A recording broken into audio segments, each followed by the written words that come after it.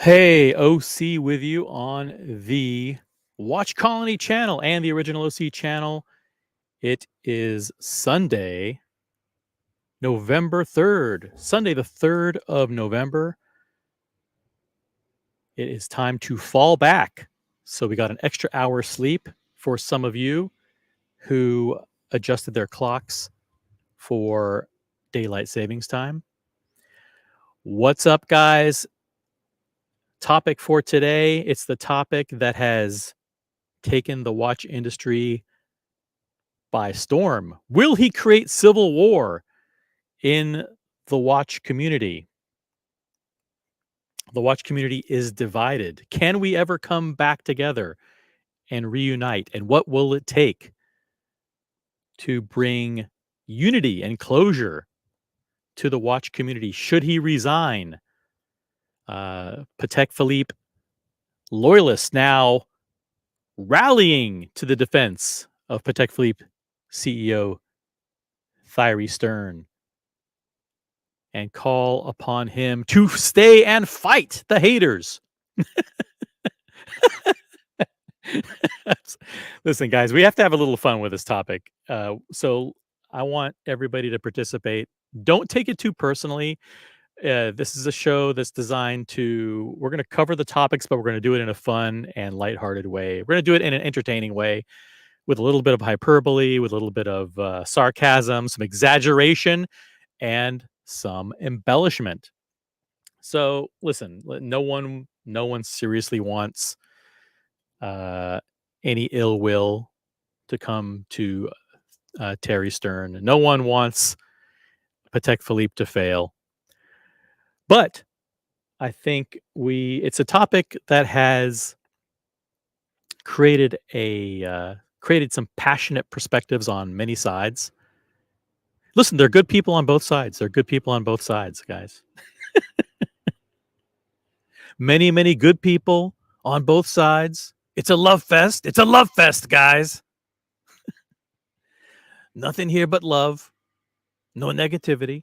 So yeah, we're going to talk about should he resign? Should he resign? And should Thierry listen to the loyalists who've come to his defense and say, listen, Thierry, don't resign. Do not heed the calls to step down. Don't listen to the haters and don't pass the baton. There's more work to be done.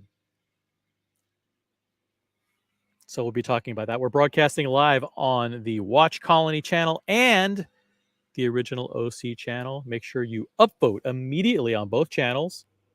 Let's get to 10 likes on both channels. We have nearly 30 people watching across both channels right now.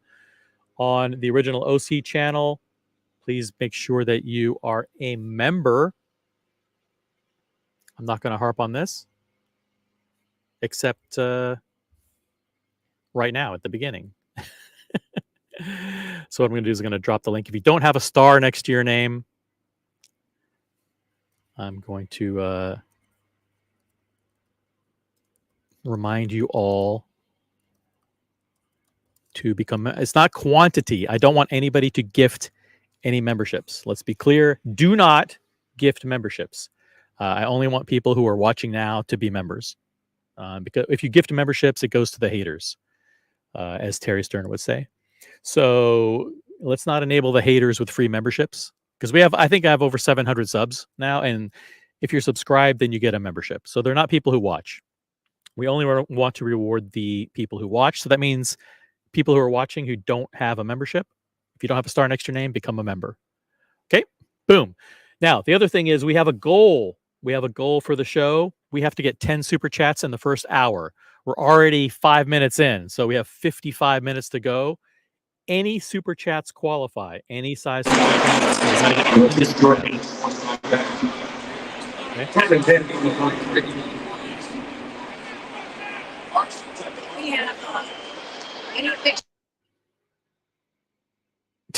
Okay. The show has been hijacked.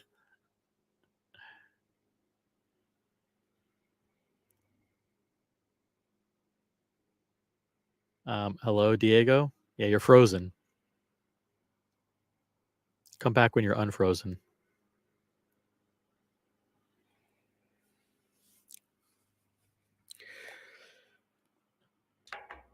So we're going to greet everybody in the chat. Every single person who types in a comment in the chat will receive a personal greeting. And I'm broadcasting live from OC Patio. It is an absolutely gorgeous day. It's probably around 60, 65 degrees, but the sun is out. The skies are blue. I'm rocking the Zenith El Primero Chronomaster 42 millimeter, two-tone, stainless steel with a rose gold bezel and rose gold hands. This is the Chronomaster in 42 millimeter. That's right. Check it out.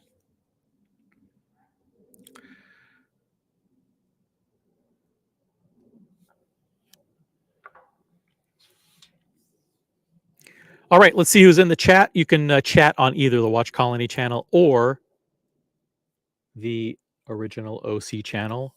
Memberships are available on the original OC channel. And the goal, we have to get 10 super chats. Don't be shy. Just do it. And we'll do this. We're going to open up the panel. Here's the link to join the panel. If you have strong feelings, well, I want to invite specifically the people who are the Patek Philippe loyalists who want to make the case for Thierry Stern, or at least just say, hey, maybe not defend Thierry Stern, but defend Patek Philippe and say, listen, guys, slow your roll here. Slow your roll. The watch came out 2 weeks ago. Just take a chill pill. You know, these guys know what they're doing. They've been around a couple hundred years. Who are you to say what watches they should design or not design? Okay, listen, they know what they're doing. Just chillax, okay? And the watch will grow on you. And listen, or maybe the watch isn't for you, but don't trash the brand and don't call on the CEO to resign. Okay, so listen, that's what we're going to do. The link is dropped on the original OC channel. The link is pinned. And here we go. Let's go. Chris Lutz is first. And Chris Lutz is first on the Watch Colony channel. Congratulations. Collect your door prize after the show. And then on the original OC channel, Andui is first. Howdy, y'all.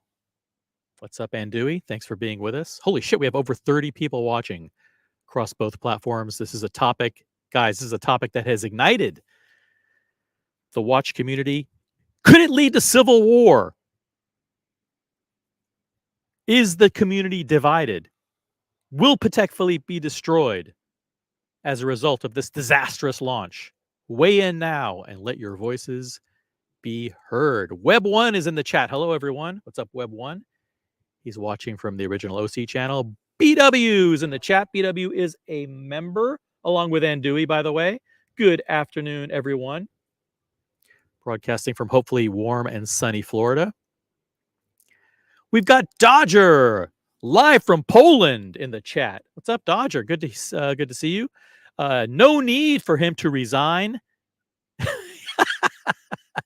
He saved me $50,000 from buying from a douchebag. Oh, Tough, tough. Listen, there's no need for name calling, Dodger. Dodger picked up a beautiful yellow gold Rolex Daytona on Oyster Flex. It's a fantastic watch. It's cheaper than any Cubitus in the collection, and dare I say, far more striking, iconic, wearable, and sumptuous. I got Billy Jeans in the chat. Billy Jeans, please consider becoming a member. He should stay. Apologies are for losers. He should do nothing. It will blow over and the watches will sell regardless. Strong defense of Terry Stern here from Billy Jeans. Coming to Patek Philippe CEO Terry Stern's defense.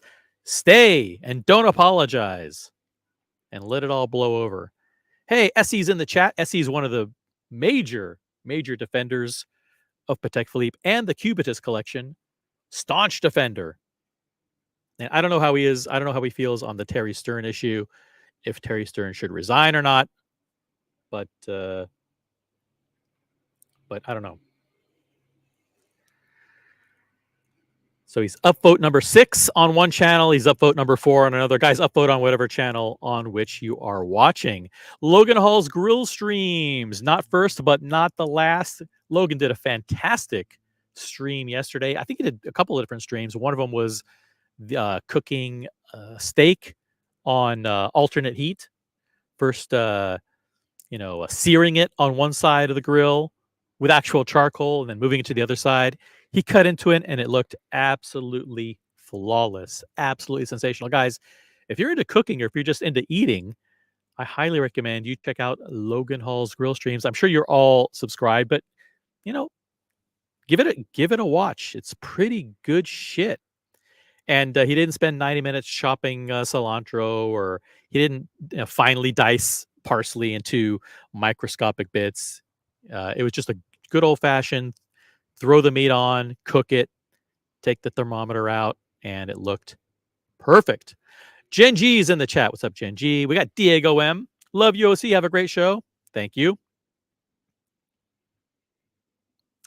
Who else do we have here? Who else is in the chat? Hey, Dodger. Thank you, Dodger. 1 down, 9 to go. Thank you for the super chat, man. Guys, we need to get 9 more super chats. We only have 47 minutes left on the clock. So please super chat now. Any amount counts. Any amount. So listen, I'm not going to beg, but I will badger you. It's a simple goal. It's a simple goal. Let's get to 10 super chats in the first hour. Hey, Gilden's in the chat. Patek needs a deep bench of core offerings. If there is limited product, how will people build spend history? I would say that Patek has a very, very broad and deep bench of collections. I mean, check it out. I mean, if I just go to the collections page, look at this. They have grand complications. They have complications. They've got these 3 sports lines. They've got the gondola. I mean, the Calatrava. The Calatrava. There's so many different pieces here. I mean, when you look at the complications in the Calatrava, yeah, some of them are pretty pricey, but I think they have a pretty deep bench. Am I wrong, guys? Let me know in the chat if you think I'm wrong, but I think they have something for everybody, especially if you like dress watches. Michael W. from Hamburg, Germany is in the chat. Hey, we got SE, we got Michael W. Germany is representing in the chat. Hello, everyone. Still about the Family Guy? No, we're talking about Patek Philippe and the Cubitus and Terry Stern. Should he stay or should he go? The Patek Philippe loyalists are circling around Terry, coming to his defense. They're saying, "Don't resign. Don't succumb under the pressure." Got AB in the chat. AB, don't hate or love the Cubitus. Okay. You don't have a feeling one way or the other? I have my feelings about it, but I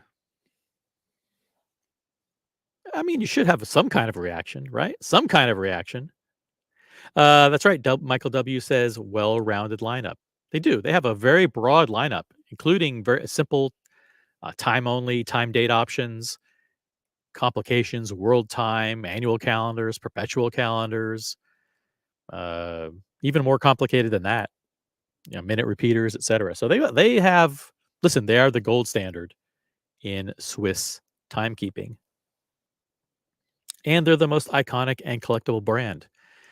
Mr. Ghost is in the chat. What's up, Mr. Ghost? Mr. Ghost is watching from the Watch Colony channel.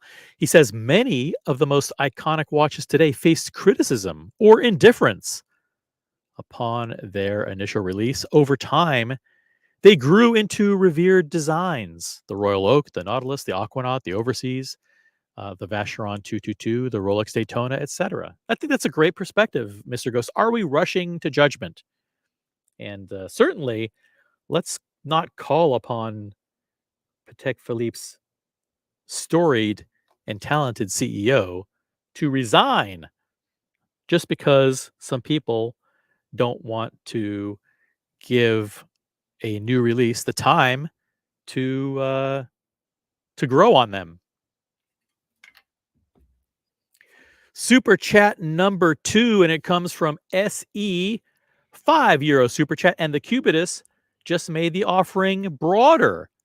Depth will follow despite some people whining. There you go. SE firing back against the critics in the chat. Thank you very much for the super chat. We're 2 down, 8 to go, guys. We have 43 minutes left on the clock. Need to get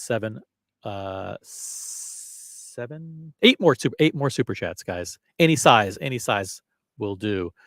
It's great. He's very passionate about this. He loves Patek Philippe. He loves the watch. And he, I think, is defending Terry Stern's direction here. He's right in the sense that they've got Cubitus models lined up through 2039. They have 15 years worth of watches coming. If you don't like this particular one, you know what? They'll probably come out with a smaller size. They'll probably come out one with an annual calendar. They'll probably come out with one with a different dial. Just relax. Just relax and calm down. If this first initial release of 3 models isn't for you, there will be others. Mr. Ghost voted on both streams. Thank you very much, Mr. Ghost. I appreciate it, guys. Let's get to 20 likes on either stream. If you're watching on the Watch Colony channel, you should have 20 likes. Make it happen. If you're watching on the original OC channel, let's get to 20 likes as well. And we also need 8 more super chats. We've got Doc Mick in Florida in the chat. Hello, everyone. Good to see you. Holy shit, we have 55 people watching, guys. 55 people watching on this fantastic Sunday afternoon, the 3rd of November. Daylight savings time in effect. You should have gotten an extra hour sleep for those of you who are in the what's it called? Time something. Man, my brain. Daylight savings time. If you're one of those areas that acknowledges daylight and implements daylight savings time, probably got an extra hour sleep. Welcome to the program. John D, New York City, is in the chat. Hey there, friends. Good afternoon. Good to have John D with us. AB says, is Patek adding capacity to produce the Cubitus, or will it suck up existing production? Well, from what we've heard, based on interviews conducted with Terry Stern and his head of marketing, they will allocate no more than 40% of annual production to sports collections, which includes the Cubitus. So they're not going to increase production. 40% of annual production is approximately 29,000 units. So Nautilus, Aquanaut, and Cubitus will be split. Not evenly split, but just split among those 29,000 units of production. So no, they're not increasing capacity. They have a very hard rule at Patek Philippe that they do not want to produce any more than 40% of their production going to sports, what they call their sports elegant line, which is the Nautilus, the Aquanaut, and the Cubitus. So yeah, this will make the Nautilus much harder to get. This will make the Aquanaut much harder to get because Cubitus production will eat up and steal. They're going to steal the leads, guys. They're stealing. Cubitus is stealing the leads from the Nautilus and the Aquanaut. Mm. Combine that with the fact that you don't have any steel time only Nautiluses left in the collection. Your entry level pieces are very, very expensive in the Nautilus line. Aquanaut, they discontinued the travel time. I wouldn't be surprised if they discontinued the 5167, which is the steel only Aquanaut. You never know. Guys, if you want to protect Philippe, you are going to have to work harder than ever. Doc Mick says Terry should apologize. Ooh, okay. Apologize for what he said. Don't apologize for the design of the Cubitus, however. Okay, so apologize for the tone of his interviews, but not for the Cubitus. Fair point. If you guys agree or disagree, let us know in the chat. John D says SE is a Patek Philippe loyal fan. Yes, he is. Absolutely is. We've got Misho in the chat. I love how we have a bunch of Europeans in the chat. Good evening, guys. Good evening, Misho. What's up? Misho, I believe, is in Austria, if I recall. If I'm wrong, correct me. I think Misho is in Austria. It's cool to have people out. Huge contingent from Austria and Germany in the chat. Michael W says, I wore it. It's not as oversized as a Bulgari Octo Finissimo on my wrist. Okay, cool. Appreciate that opinion. Thanks for sharing with us. We've got Byron Harmon in the chat. Byron Harmon's watching on the original OC channel. I'm on vacation in Geneva and had a chance to try one on at the Patek Salon last week. And while not for me, it did look much better in person and on my wrist. Thank you, Byron. Appreciate it. By the way, consider becoming a member. The link is in the chat. Over 65 people watching. How is that even possible? How are there 65 people watching this content? I don't get it. I don't understand. There's got to be bots. It's got to be bots, guys. Whoever paid for the bots, thank you, but it's unnecessary. We only want high quality viewers. We want high value collectors here. High value. Only the smartest of collectors need watch these channels. Everyone else, please show yourselves out now. I'm having fun, guys. It's Sunday afternoon. It's a beautiful day here. I'm on OC patio, and we're talking about Patek Philippe. What could be any better? What could be better? Listen, there's going to be some haters. Doc Mick in Florida, the Cubitus is ugly. And people will just add some money and get a 5811. So I think what Doc Mick is saying here is you're going to get if you get allocated the Cubitus, the thing goes for over retail. So take it, sell it, and go get yourself the 5811 on the secondary. Listen, I think that's a reasonable perspective. I think I think there are some people who are thinking, listen, if I get allocated this thing, it's a money machine. It is a license to print money. I'm gonna take it, and I'm not gonna burn my relationship with the AD. I'm just gonna tell them, listen, hey, I wore it. I wore it for a while. It wasn't for me, but I love Patek Philippe, so I traded it for something else. My friend really, really wanted the Cubitus, so I couldn't resist. He's such a good, loyal friend of mine that I resisted. I fought him back, but he twisted my arm and he traded me some Nautilus instead. And listen, I reluctantly agreed. Reluctantly. Watches on Wood is with us. What's up, Watches on Wood? Good to have you in the chat. We also got who else do we have? We have, let's see, Watches on Wood and Keslowitz. Talking Patek Philippe, baby. Hey, Paul. Hey, Paul. We're talking Patek. I love Keslowitz. We got to see Keslowitz last Saturday in Los Angeles. He's a party animal. He's a party animal. He was partying into the wee hours in the morning. Hope I'm not saying anything, not revealing any confidential information, but got to hang with Keslowitz into the wee hours of the morning. And he loves Patek Philippe. He has a beautiful perpetual calendar. There's absolutely gorgeous watch. Gorgeous. Luman Pearl is in the chat. I believe that the Cubitus makes the Octo Finissimo look more attractive.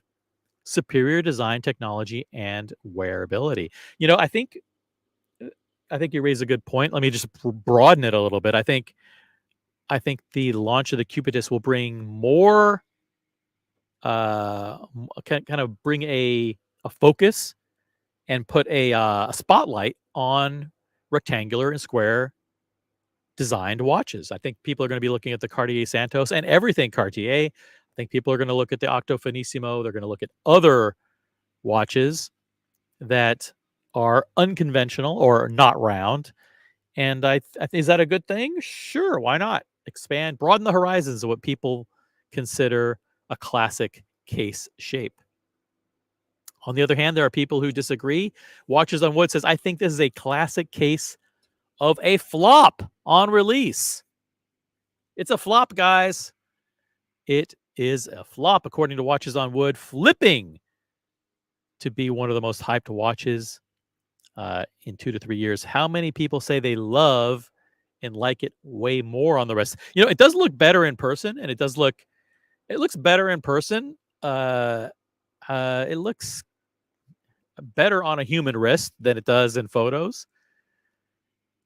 Uh, is it the best looking watch in the world? I don't know. I don't know. Its proportions are different. I think it takes time to get used to it.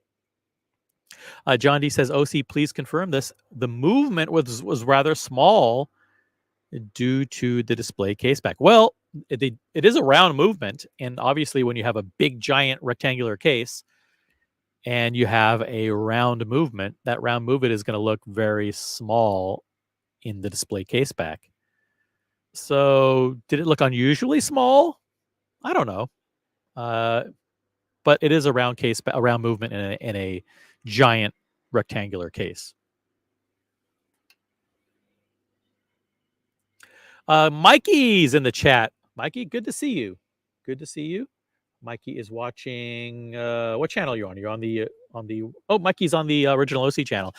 Evening OC and all the chat. One of the good things about the Cubitus release is I found out about Benjamin James, the Scara 4 watch on Instagram. Nice looking watch, by the way.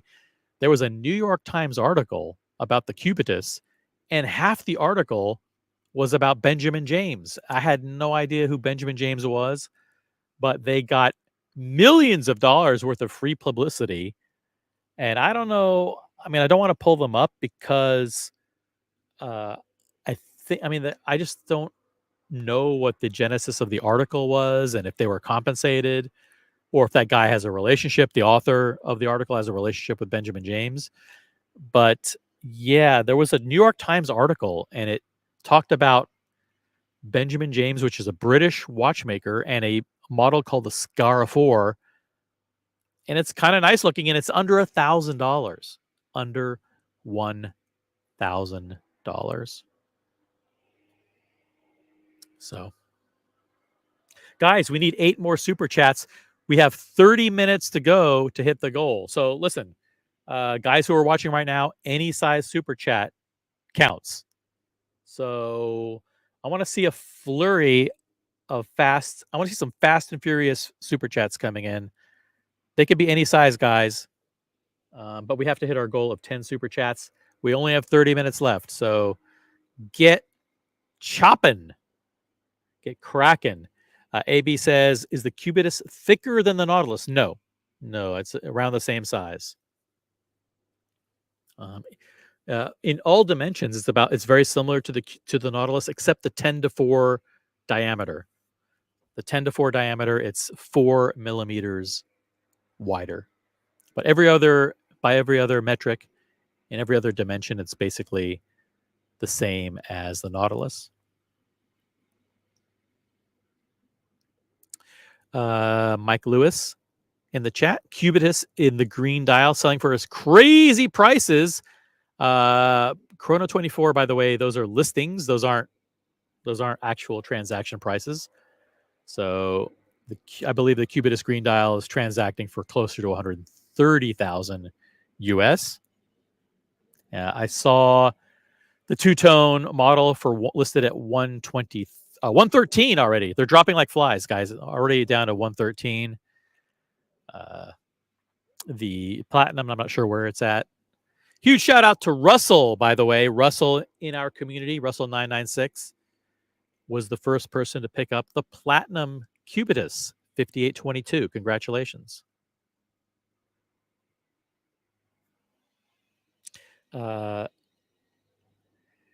Keslowitz asks a Patek Philippe question here. Should I trade my Batman? That's a Rolex 126710 BLNR. I know my references, guys. Plus 20,000 for a 5226G.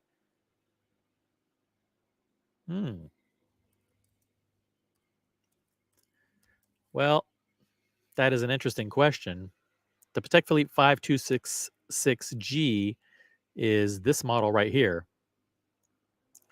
It's commonly referred to as the Asphalt. It is a time and date. It's a three-hander. It's got the 3 rows of hobnail on the case. It's a white gold.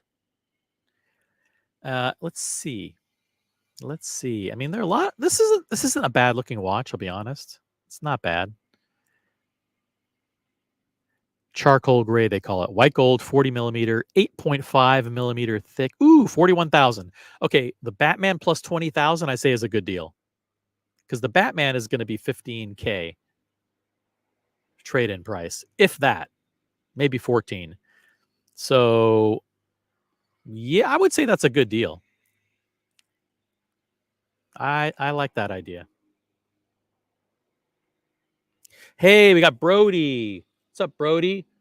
Thank you for the super chat. Here you go, E-Beggar. Thank you. Hey, listen, I got to get to 10. We set a goal for the show of 10 super chats, so that's what we got to do. It's super chats only, by the way. Sorry. Mikey, thank you for the super sticker. Super sticker says, keep it up. Thank you, Mikey.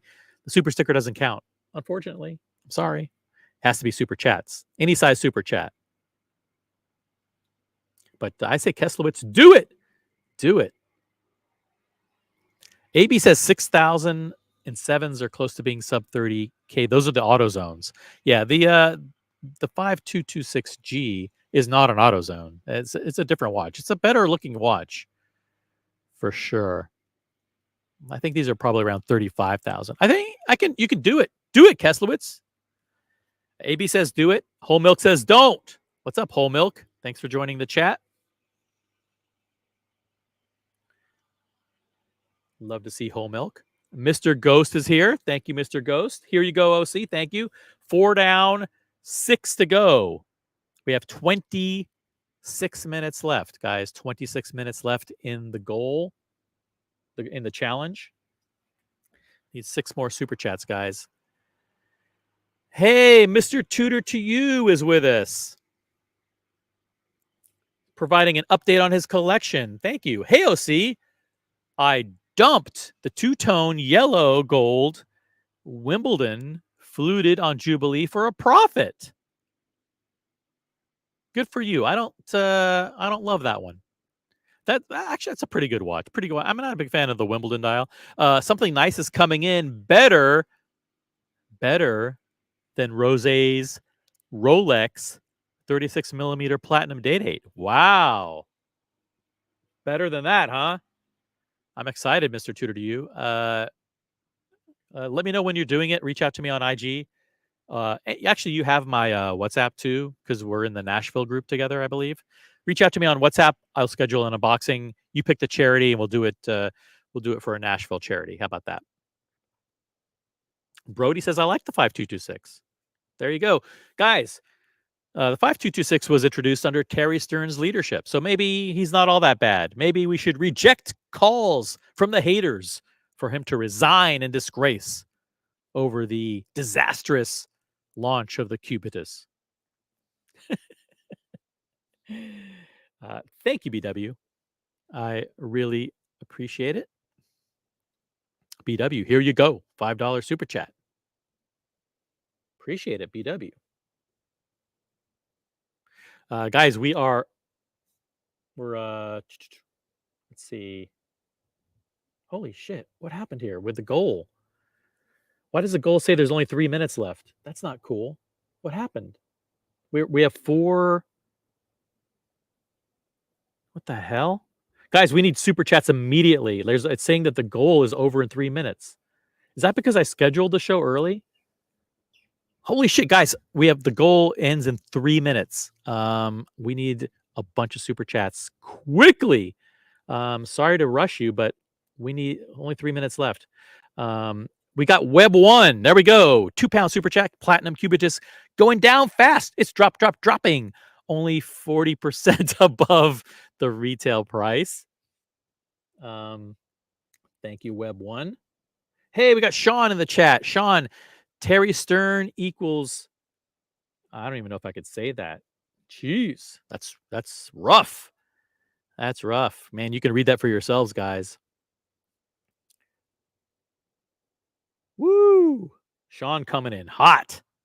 Coming in hot. Check that out. No Biggie Sal in the chat. $5 super chat. Here you go. Uh, Terry, I mean OC. Don't do it, Keslow. The Batman is much more wearable, and the 5226 will steal wrist time away from your 5320 perpetual calendar. Listen, I trust Keslowitz. I trust him. Guys, uh, quickly, we need two more super chats. We have 1 minute and 42 seconds left. Quick. I need super chats quickly to reach our goal. I screwed up on the timing of the goal. It was supposed to be 1 hour, but I guess it launched when I launched the waiting room for the live stream, not when the live stream started. I screwed up. AB, thank you, man. $2 super chat. Here you go. Cool. We have one left. We need one more to go. We have 1 minute and 10 seconds left, guys. Quickly. Quick. Someone save us. We need one more super chat. We need 55 seconds left to go. The pressure. Why did I do it? Meanwhile, we'll read this comment from Kesslowitz. Brody, laughing out loud. No BS. I considered getting the 5212 again. Wow. Jeez, that's the weekly calendar. He had it and he got rid of it. He loved that watch. It just seems too similar. It's a white dial dress watch as my 5320 perpetual calendar. Looking at the 5236 or the 5230 platinum. That's the world time. I was looking at that one too. Hey, we did it. SE to the rescue, and Web One to the rescue. Man, you guys are awesome. Absolutely awesome. Getting bored with the Batman. Gotta mix it up. SE came in at the last minute with a €2 super chat. Support the show, guys. Thank you, man. Really appreciate that. Web One came in at the last second. Terry is is a definition of nepotism. Oh man, thanks for the last second flurry of super chats, guys. Gen G for the show. Thank you. Really appreciate that, Gen G. And Logan Hall's grill streams came in. The show ends if you don't super chat now. It was very close, guys. We came in so close to not making that goal. I screwed up. What I did is I started the goal when I scheduled the show, and so instead of having an hour to accomplish it, there was only like 40 minutes or 35 minutes. So thank you guys for scrambling to hit the goal. You guys are awesome. So let's do this. Let's celebrate. Let's celebrate by inviting everybody to join the panel. Boom. There's the link.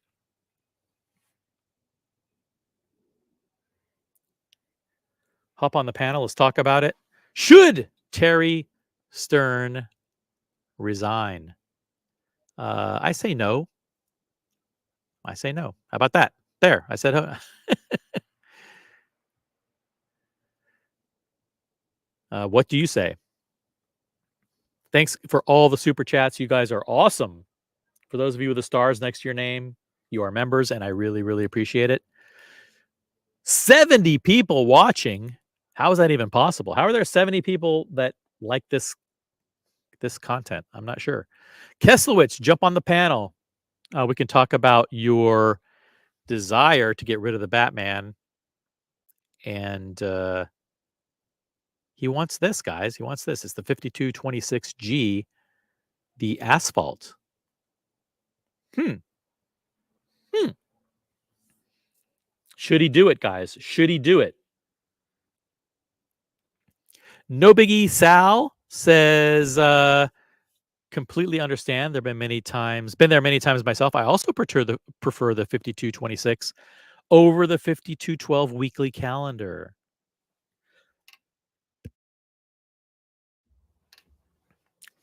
And by the way, Sean says, no, he shouldn't. He shouldn't resign. I'm assuming you mean that he should not resign.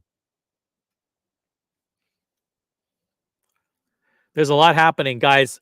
Did Terry Stern almost ignite a civil war within the watch community? did did he almost create massive division? Should he resign for the good of the industry, or should he stay and fight the haters? AB says the only way he resigns is if the shareholders vote him out. Oh wait, he's the shareholder. That's right. It's his company. He has the majority ownership. So he and his family run the show. They run Patek Philippe. And if you don't like it, show yourselves out. Mr. Fahrenheit is in the chat. Hello, Mr. Fahrenheit. Good to have you with us.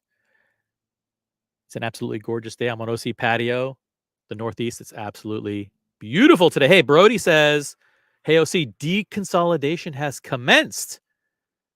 I bought a new watch yesterday. Well, I think I would say congratulations are in order, but I don't know what watch you got. So I don't want to don't want to congratulate you prematurely. Listen, my congratulations are conditional. I don't just say congratulations and wear it in good health without knowing what the watch is.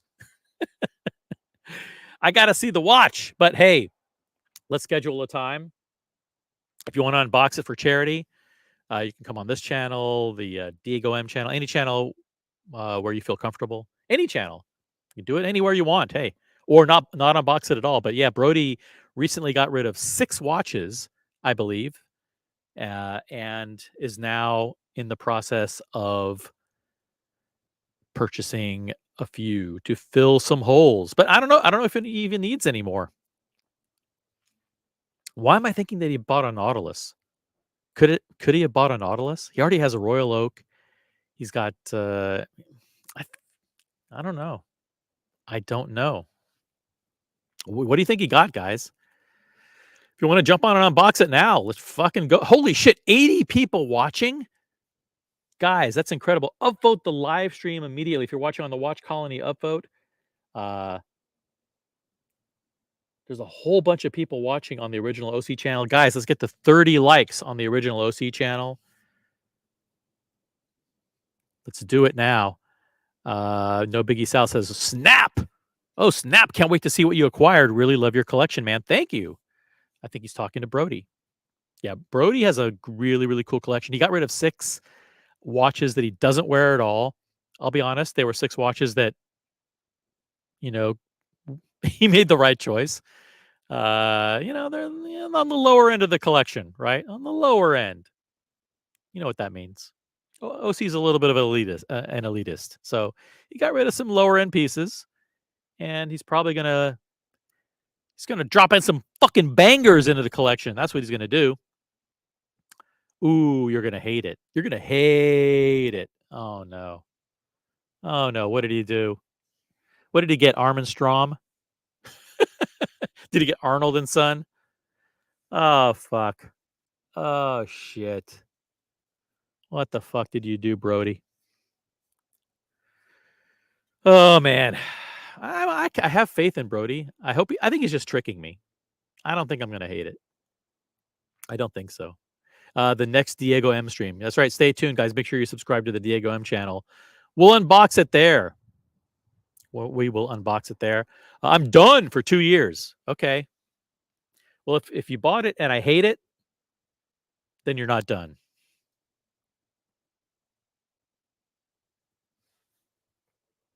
Forever Brooklyn, New York City. What's up, Forever Brooklyn? Thierry Stern is laughing his butt off at the thought of him resigning. Listen, the calls for him to resign are plentiful.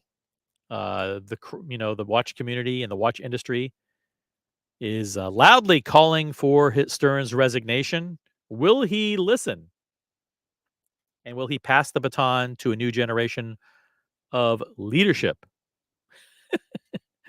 Let us know how you feel in the chat. Let them eat cake. And if they don't have cake, they didn't deserve food in the first place. All right. It's a comedy show, guys. Thank you, John D. Hey, look at this. We got Muhammad Ali coming in strong with a £5 super chat. The best way for Terry to redeem himself is to sell me an Aquanaut. Greetings. Greetings, Keslowitz, Patek Philippe lover extraordinaire. Welcome to the program. Present, yes. How are you? Doing fantastic. How's your Sunday going? Great. We had a good time in LA. Thanks for coming out. That was we did. It was quite, amazing quite time. a night. Yeah, we got to see you at the launch event for a particular app that we won't name, but we all know what it is, and got to see you at the after party. We rocked. We partied at the after party, which is a Korean nightclub, and Keslow got down. We partied that night. The after party was definitely a little better, I'd have to say. Good after party, and we partied till the wee hours of the morning. Yes, good times. Good times. Yeah. What's your favorite cocktail, by the way? Oh, whatever they had available there. The free ones. The free ones. You don't discriminate. Yeah, free cocktails. Anything goes. Anything goes. Keslowitz is a party animal. It was great. I like that tequila stand. That whole tequila setup. I forgot the brand. Huge shout out to Madre. Madre is the brand. MadreMezcal.com. It's MadreMezcal.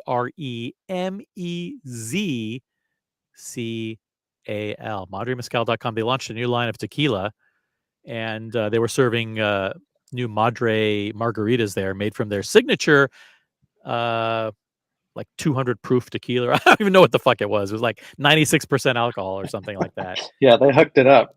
They've launched a new mega powerful tequila. Learn more at MadreMezcal.com. So is this real? Are you really considering getting rid of the Batman, which is a really wearable, practical, and kind of a good fixture, a good staple of any collection is to have a Rolex GMT. You're really considering getting rid of it for something else, huh? I think so. I think, I might regret it one day, but I need the ammunition if I'm going to do another piece, another high level piece. Another Patek. I need another Patek. Another Patek. You know the deal. So I saw an annual calendar, white gold, 5396 white gold with a white dial for 27,000. Damn. Well, yeah, like 27,000, or I think it was on TRF forums or something like that. It was like really, really low. And when I see prices that low, I think maybe I should be looking at perpetual calendars. Maybe I should be looking for the Keslowitz. Yeah, they're all coming down. 5320p, 5320, right? Yes. Would you go cream dial or would you go salmon? Cream. Yeah. little bit of cream, delicious cream colored dial. It's the way to go. It's the way to go. And then, so are you also considering the 5230 Platinum World Time, the one that I wanted? I was almost bought one in London at I know, I BP was Watches. rooting for you. It's Isn't a that good a watch. great piece? It's a beautiful piece Man, with that and the blue, that weight of the beautiful. platinum. Yes. Because even this 40 mil, this 5226, it wears a little big. I mean, Oh, it's a it's big watch. even Yeah. compared to the 5320, even though they're both 40, the case design, this one wears a little bit bigger. So it's almost on the edge of being too big. But that platinum, is the 38.5. So that's the sweet spot. I think 39 is perfect. Yep. Doc Mick in Florida says my Patek made an appearance this weekend at a huge party at the USF Medical in Tampa. That's United States something. Help me out. I'm not good with the acronyms there. But what Patek reference was it, Doc Mick? Refresh our recollection. Not everybody who's watching knows exactly what watches you have. No Biggie Sal says Keslow knows how to party. That's right, Keslow knows how to party. I He got to does. talking with Cars and Chrono at that party. He was wearing that FP Journe. Beautiful. Epijon. Yeah, he was wearing the Epijon. I Yep. know that's another watch that I've kind of given up on it, but I would pull the trigger in a heartbeat if they offered me that Chronomet Souverain, the Havana Brown. A lot of people going for the Havana Brown. Boston Collector is going for the Havana Brown. We've got Mr. G who wants the Havana Brown. We've got I probably can name off 3 or 4 other people who want the Havana Brown. So it's Yeah, impossible. It's impossible. that's what it feels like. So I went to them a couple years ago, and so I've been waiting, but I kind of want to ask again. But I think this 5226 is a good option. While that I don't waits. know. But you got to try it on, and you got to try it on because that case is it's not. It's got a big lug to lug, if I recall. Let's see. This is 8.5 millimeters thick, 40 millimeter diameter. It looks thicker than that. It may wear just a little bit bigger, and you've got beautiful, slender wrists. Yes, thank you. Try it on for sure. It might be a tad too big. We'll see. This just goes with everything, Just a nice casual looking watch. Yep. Hey, I want to say hello to no one in the chat. No one is watching. I think on the watch. He's watching on the Watch Colony channel. He says, "OC, you nailed the algorithm. I don't subscribe to any watch channels, and yours still popped up. Wow. How come you don't subscribe to any watch channels? Are you a watch person, or are you just some random person? What are you doing here if you're not a watch person? How can you not be subscribed to any watch channels? That's crazy. No, I don't. Stupid chat. That sounds like something Mark Goldberg would say. Maybe this is Mark Goldberg's alternate account. Stupid chat. I've been around long enough, way before you clowns. Kesselwitz. How dare you call Kesselwitz a clown? I was just being. Geez, this guy's Vicious. vicious. Tell us how you really feel. Geez, I thought we were providing low to medium quality content here. But hey, it's okay. Everyone's allowed their opinion. Logan Hall says it's University of South Florida. Okay, University of South Florida, Tampa. Gotcha. Dubai expat. Hey, I want to congratulate the Dubai expat. He just picked up. I saw a video this morning. What was it? What did he get? He picked up. Was it shit? He buys so many watches. This guy. He says he loves the 5226G, already going for 12,000 under. He did a video that he just put out today, and someone with the wrench dropped the link to his channel. It's really. I've been watching this guy for forever, ever since he made like a global trek around the world to pick up the Rolex Pepsi. What did he get? What did you get today? Dubai expat? Was it an AP? What the hell? I forgot what it was. Drop it in the chat. I feel terrible. Shit. I feel embarrassed because I watched it this morning.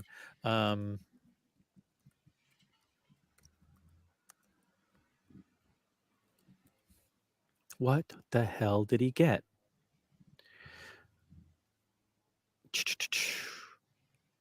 He got like was it like a Royal Oak? What the hell? Like a Royal Oak chronograph, I think. Yeah, I think he got like a Royal Oak chronograph. Nice.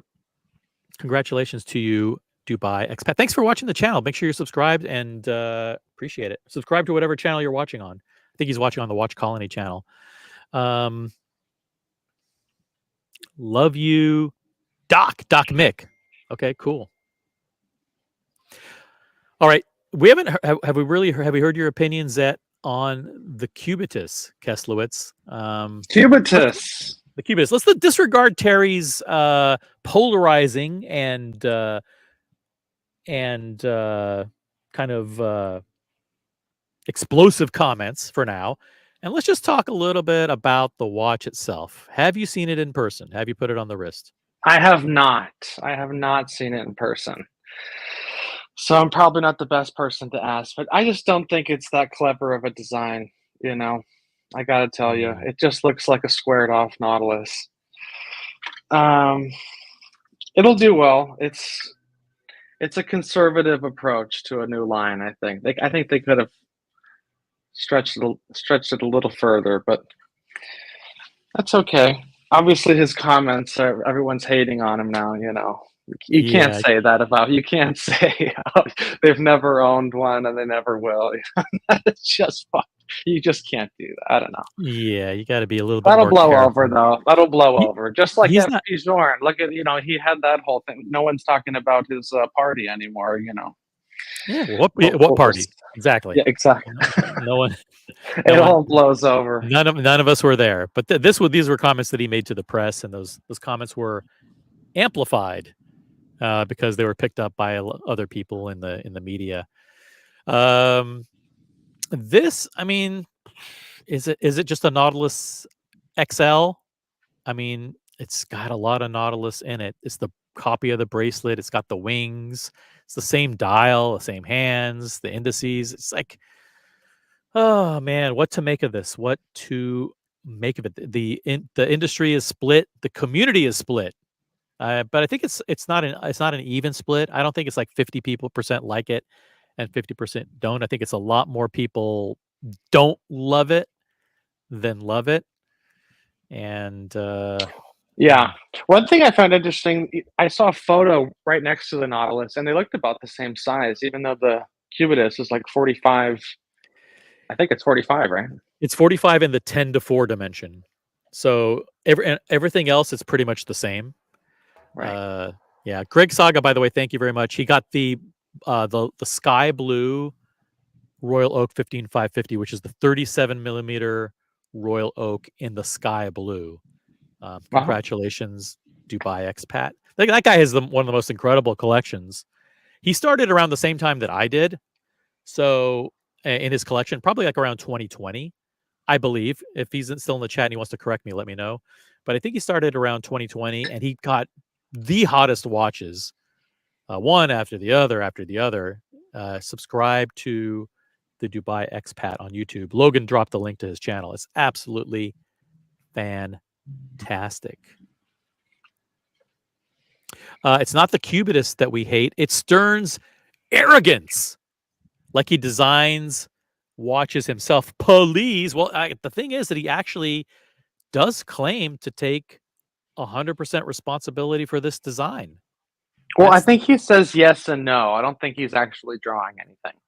But I think they give him a bunch of different versions, and then he says, yeah, because I'm pretty sure I've heard the same thing with the 5212. The reason they kept the handwritten font was his personal choice, but obviously they showed him other in that options. Case, maybe he made the right call. It looks good with the with that print. I like that print. Yeah. None or no one, maybe it's none. No one says personally the Cubitus on the Levi's looking strap. It's actually rubber, I believe. It's rubber that's made to look like denim. Looks good. Nothing wrong with a cheap canvas strap on a 6-figure watch. It's actually rubber, technically, I believe. I with think it's captions. Is calf. it? Is it? Yeah, embossed calf. Embossed calf. I apologize. Let's check it out here. Let's go to that one. Oh, maybe not that one. That looks like a different material. Oh yeah, you don't know your cubitises? Cubiti? Let's see what it says here. Discover the 5822. Let's discover it. It says that it is composite material fabric pattern. Yeah, I think I'm right. I think it is actually a rubber. A rubber. Yeah, I was thinking of the denim one on the World Time and Yep. those new Nautilus. Yep. That one is also it's made to look like denim.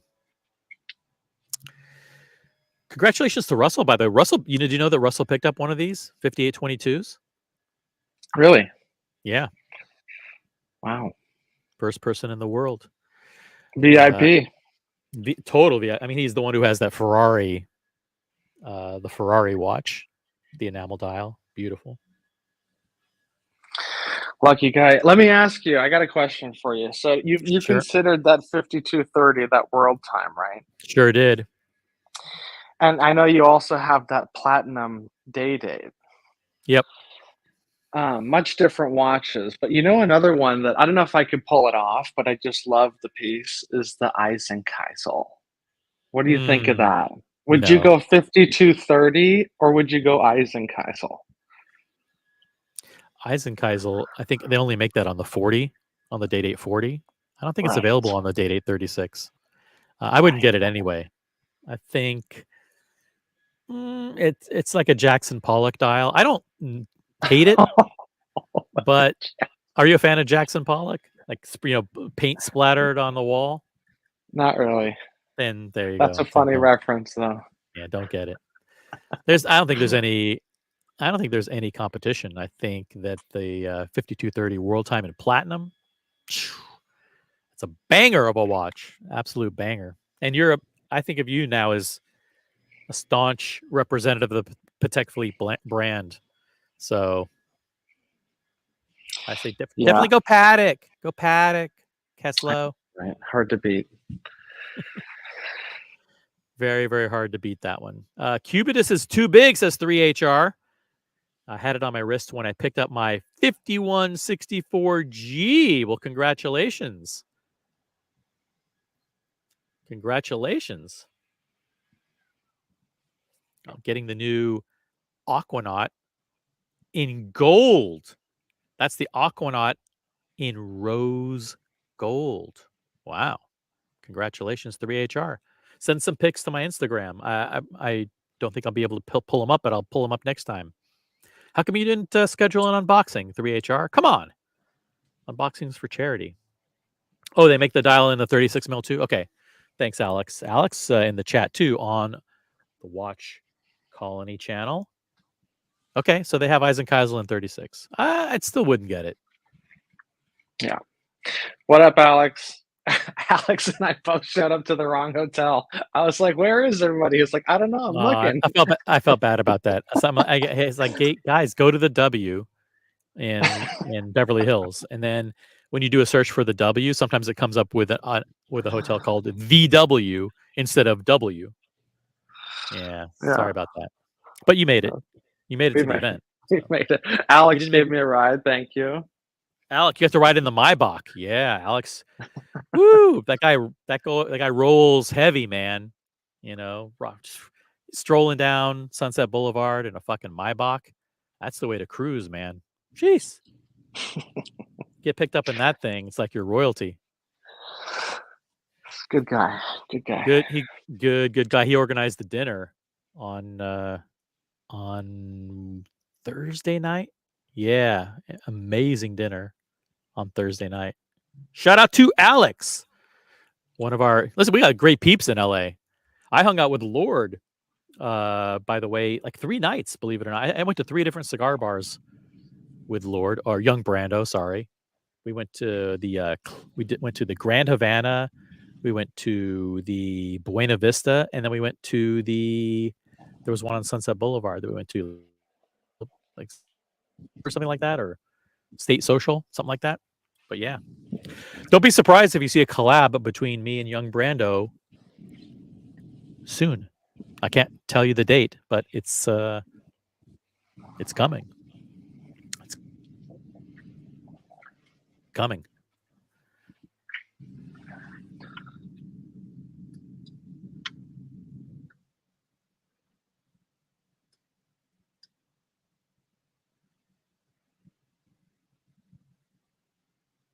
All right, so I think it's breaking up a bit. Can you hear me? yeah, it's probably me. Okay. I'm on. Let me just get rid of this graphic, and let me go to something static.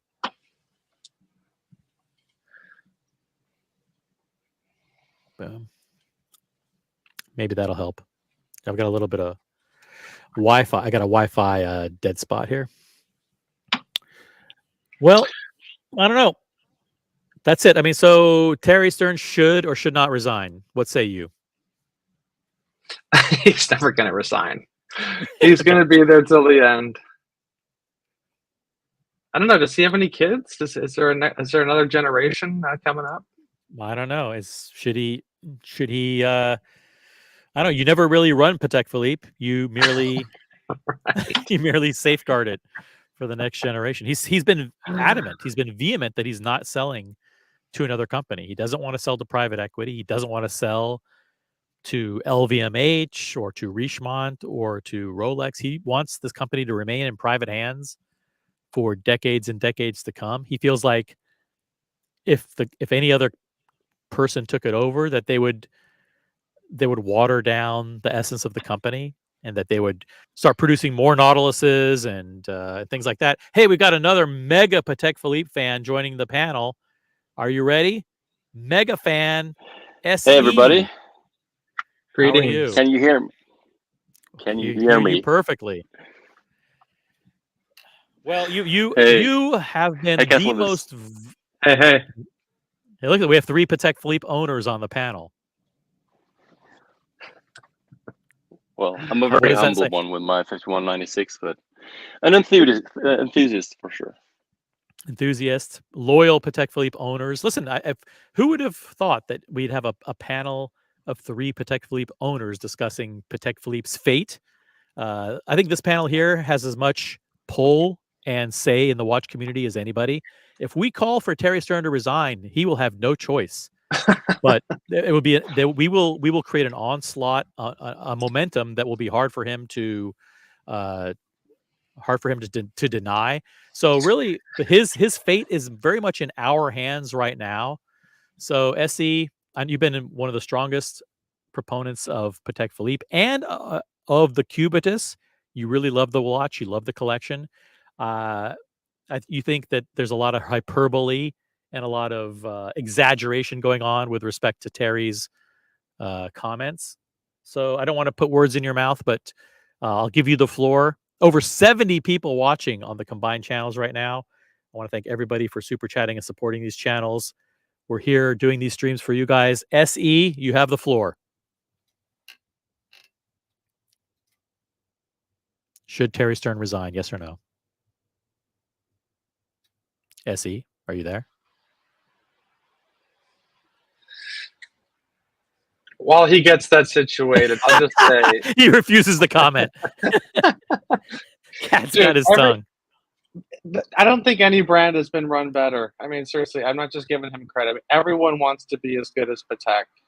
The brand is so strong. Resale, the history, everything. They limit the quantities. It's just, you got to give him credit for running a tight ship over there. Well, I mean, what specifically do you think are his biggest accomplishments? Do you think launching the AutoZone reference 6007 was one of his highlights, or do you think the being the one who came up with the 24, designing that collection? Would you say that is his highlight, or would you say the Cubitus? Of those 3 things, what do you think? I don't know. I don't think of it like that. I just think of it as a brand, as a whole brand. You know, as big picture. it's just it's the strongest brand. There's nothing that beats it. I mean, yeah, Rolex, you could say, but they make so many watches. I don't want to say it's diluted, but it's not as special, you know. Mm-hmm. SE, check. Are you still there? He's not there. SE, I'm gonna tell you what. I'm gonna drop you, and you come back. Okay, come back. Check your audio. Check your microphone, and come back in. Let's see. Yeah, there we go. Let's see if this works. SE, are you back? Check. Sorry about that. You hear me now? Yes, we can hear you. All right. So I don't want to interrupt Keselowitz. Sorry. No, we're waiting for you. We're filling the gaps here. The entire watch community is waiting with bated breath to hear an official response and official position from SE. You've been very vocal in some offline chat, but now you're ready to make a public statement. We're waiting to hear your position. I take it that almost 100% of the people watching right now or listening right now know my opinion, because we're all one big happy family, right? So I've been getting on people's nerves, and quite on purpose, quite purposefully, maybe in some cases, just to provide an alternative view, because I think you mentioned hyperbole, and maybe what was the other aspect that people... Exaggeration. There's some sarcasm. There's some shock value. A lot of embellishments going on. Yeah. Right, but some people actually also mean it, I think, and I think there's a little bit of groupthink going on, because some of these thoughts aren't quite thought through. For example, he never said he never doubted that Genta had any owns the design of the Nautilus, obviously. So he was just talking about the present day. All he said that is he's calling the shots, and which is what every CEO does. So there's nothing to be. Those comments are taken out of context and blown up in order to create some spice, and everyone is getting their clicks and so on. But I think it's not good for to take those thoughts and to continue them on in the world, because some people actually take it to the heart. They really to amplify them. People are amplifying the comments because listen, I think there's a general sense in the watch community that Patek Philippe's have been very, very difficult to get.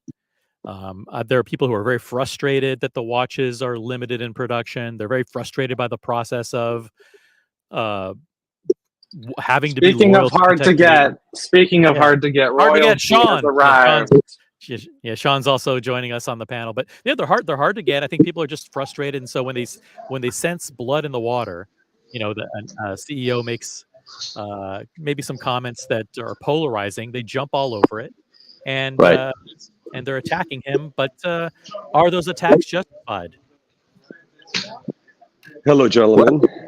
With the three legends on the panel, I am also an SE. I am super excited.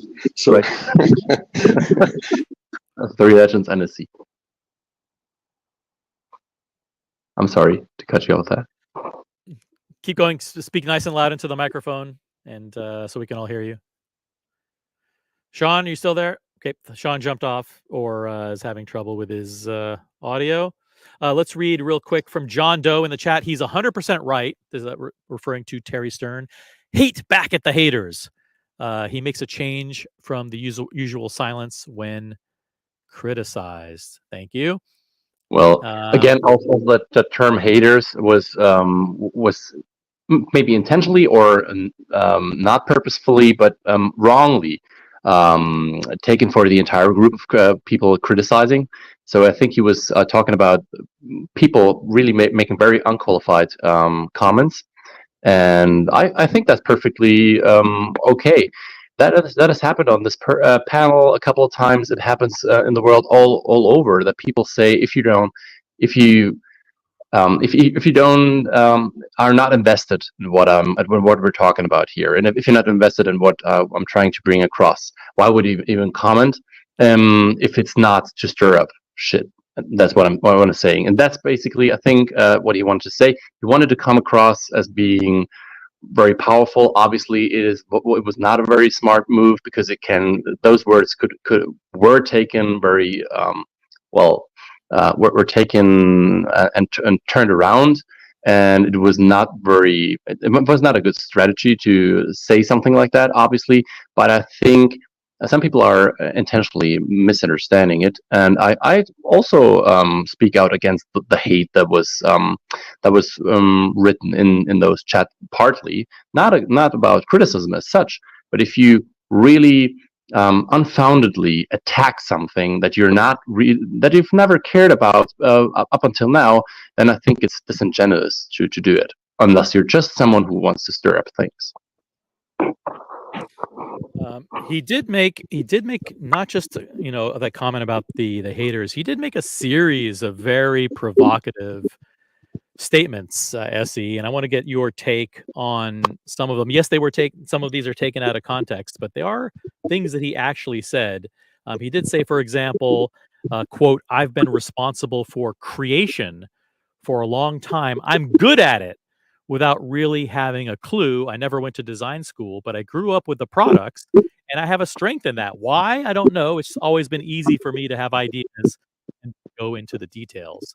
So that's him talking about his role as kind of chief creative designer of the Right. Cubitus collections. That particular statement, how do you feel about that?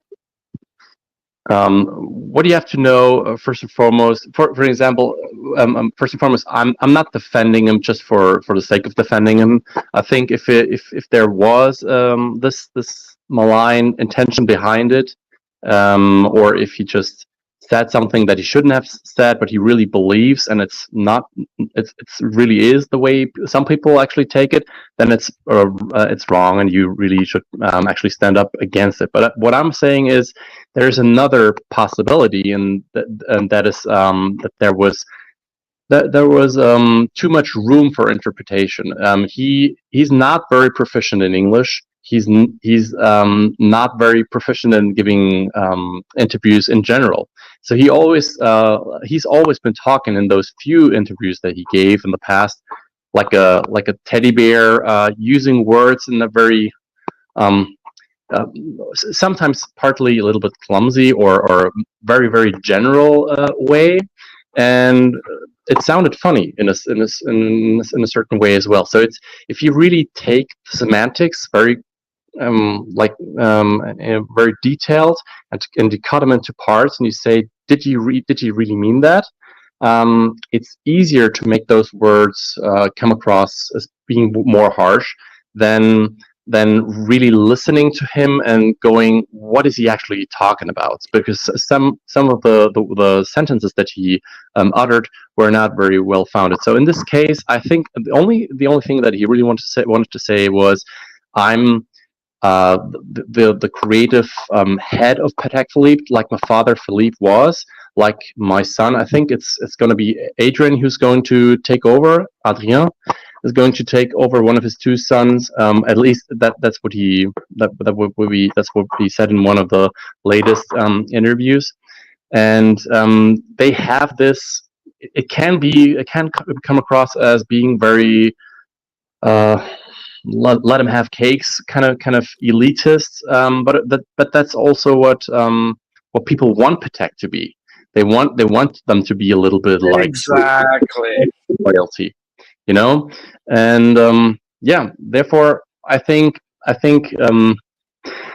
like Kesslevit said before, Patek is here to stay. Has the greatest offering ever in the world of watches. Has the most significance. Has had the most significance in watch history so far. I mean, as let's say in the upper echelon, of course, Rolex has had a lot of important and inventions and made their mark. They are the biggest company, obviously, but Patek has so many things going for them. So people will not. It will not only blow over, but most of the people that buy Pateks have not even taken too much of a notice of that whole discussion. In my opinion, we are a very, very niche group. but very well informed, I'd say. So I'm speaking about the rest of you. Let's see if we can get Sean in here. Sean, is your microphone working? Are you there? Okay, here's what I'm gonna do. I'm gonna dump Sean, jump back into the show, and let's see if we can get your mic working. Let's go through a few more comments here in the chat. We'll get your reaction to them. Cubitus is his kid's creation, just like the 6007s, which are the auto zones, that met a lot of criticism. That is why old Thierry is defending the Cubitus so much. And welcome to the program, Buckley. Hello, Buckley. Hello there. Buckley. Greetings, Buckley. SE was the victim of me today. So, or you were.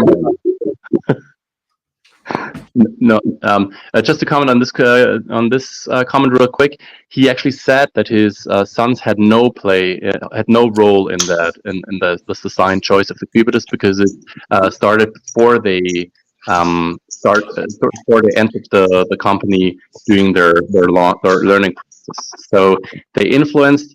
He said they influenced, for example, the Clou de Paris on the sides of the Calatrava with the asphalt dial.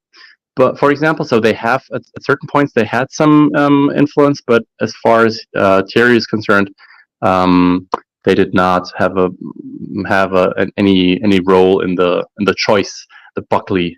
So, well, actually, you don't really oppose the Cubitus entirely, do you? I don't oppose it entirely, but I disagree with you. I think he's carrying on like a baby, and I think the guy is just a jabroni at the end of the day. I think he's the third generation. Do you want to translate that for SE? Yeah, he's a third generation spoiled brat, and all he did was take a Nautilus and turn it into a square Nautilus. And you know, he for a couple of years now has been talking about how there's this new revolutionary watch coming. There's nothing revolutionary. You made a Nautilus square. Explain to me, explain to me how it's different than a Nautilus. Well, I would say the fact that we're still talking about it is part of why it's revolutionary. But when I get, let's say if I get one, okay, I can't even wear the watch without thinking of the entire controversy, what the watch stands for now. So if you're really wearing one and not flipping it, some people will say you're just the greatest hype beast, stupid person ever, or you're just a fanboy. Others will say you just have poor taste. It's so fun because it provides such a different offering, even though it is not different at all. Like you said, I would completely agree that it is just a cubed Nautilus. So what? They have the right to design it that way, and it still made such a shockwave, which I think is great. So that's in my opinion, revolutionary. But the only reason it made a shock, and look, to their credit, Patek, and the only two brands that can stop the world are Patek and Rolex when it comes to watches. No one else is capable of doing it, right? So Patek comes in the fall and says, hey, we have and this was their words, we have a revolutionary new sports watch coming. And they've been promoting it for a long time. They missed the release back in March, right? And they delivered us 6 or 7 watches. 1 or 2 of them were okay. The rest were whatever. Everybody's looking forward to this. There's now no releases from any major brand between now and March. Right. And if we were looking at a chart, this is the mark of the chart beginning to descend on Patek Philippe. He's had some questionable releases, right? He's done some questionable things. We're going to get rid of the 5711 because that's not who we are. Okay. What does he do? He does 2 limited runs, hypes it up, and then comes out with a 5811, which is the exact same watch in white gold. Right. Then he takes watches that already exist, and he puts them on ugly denim straps. In the meantime, he makes the AutoZone. He makes the asphalt dials and then blames his kid. It's like, yeah, he invented that. It's going to be cool for the 4th generation. He did that. And now we get a square Nautilus.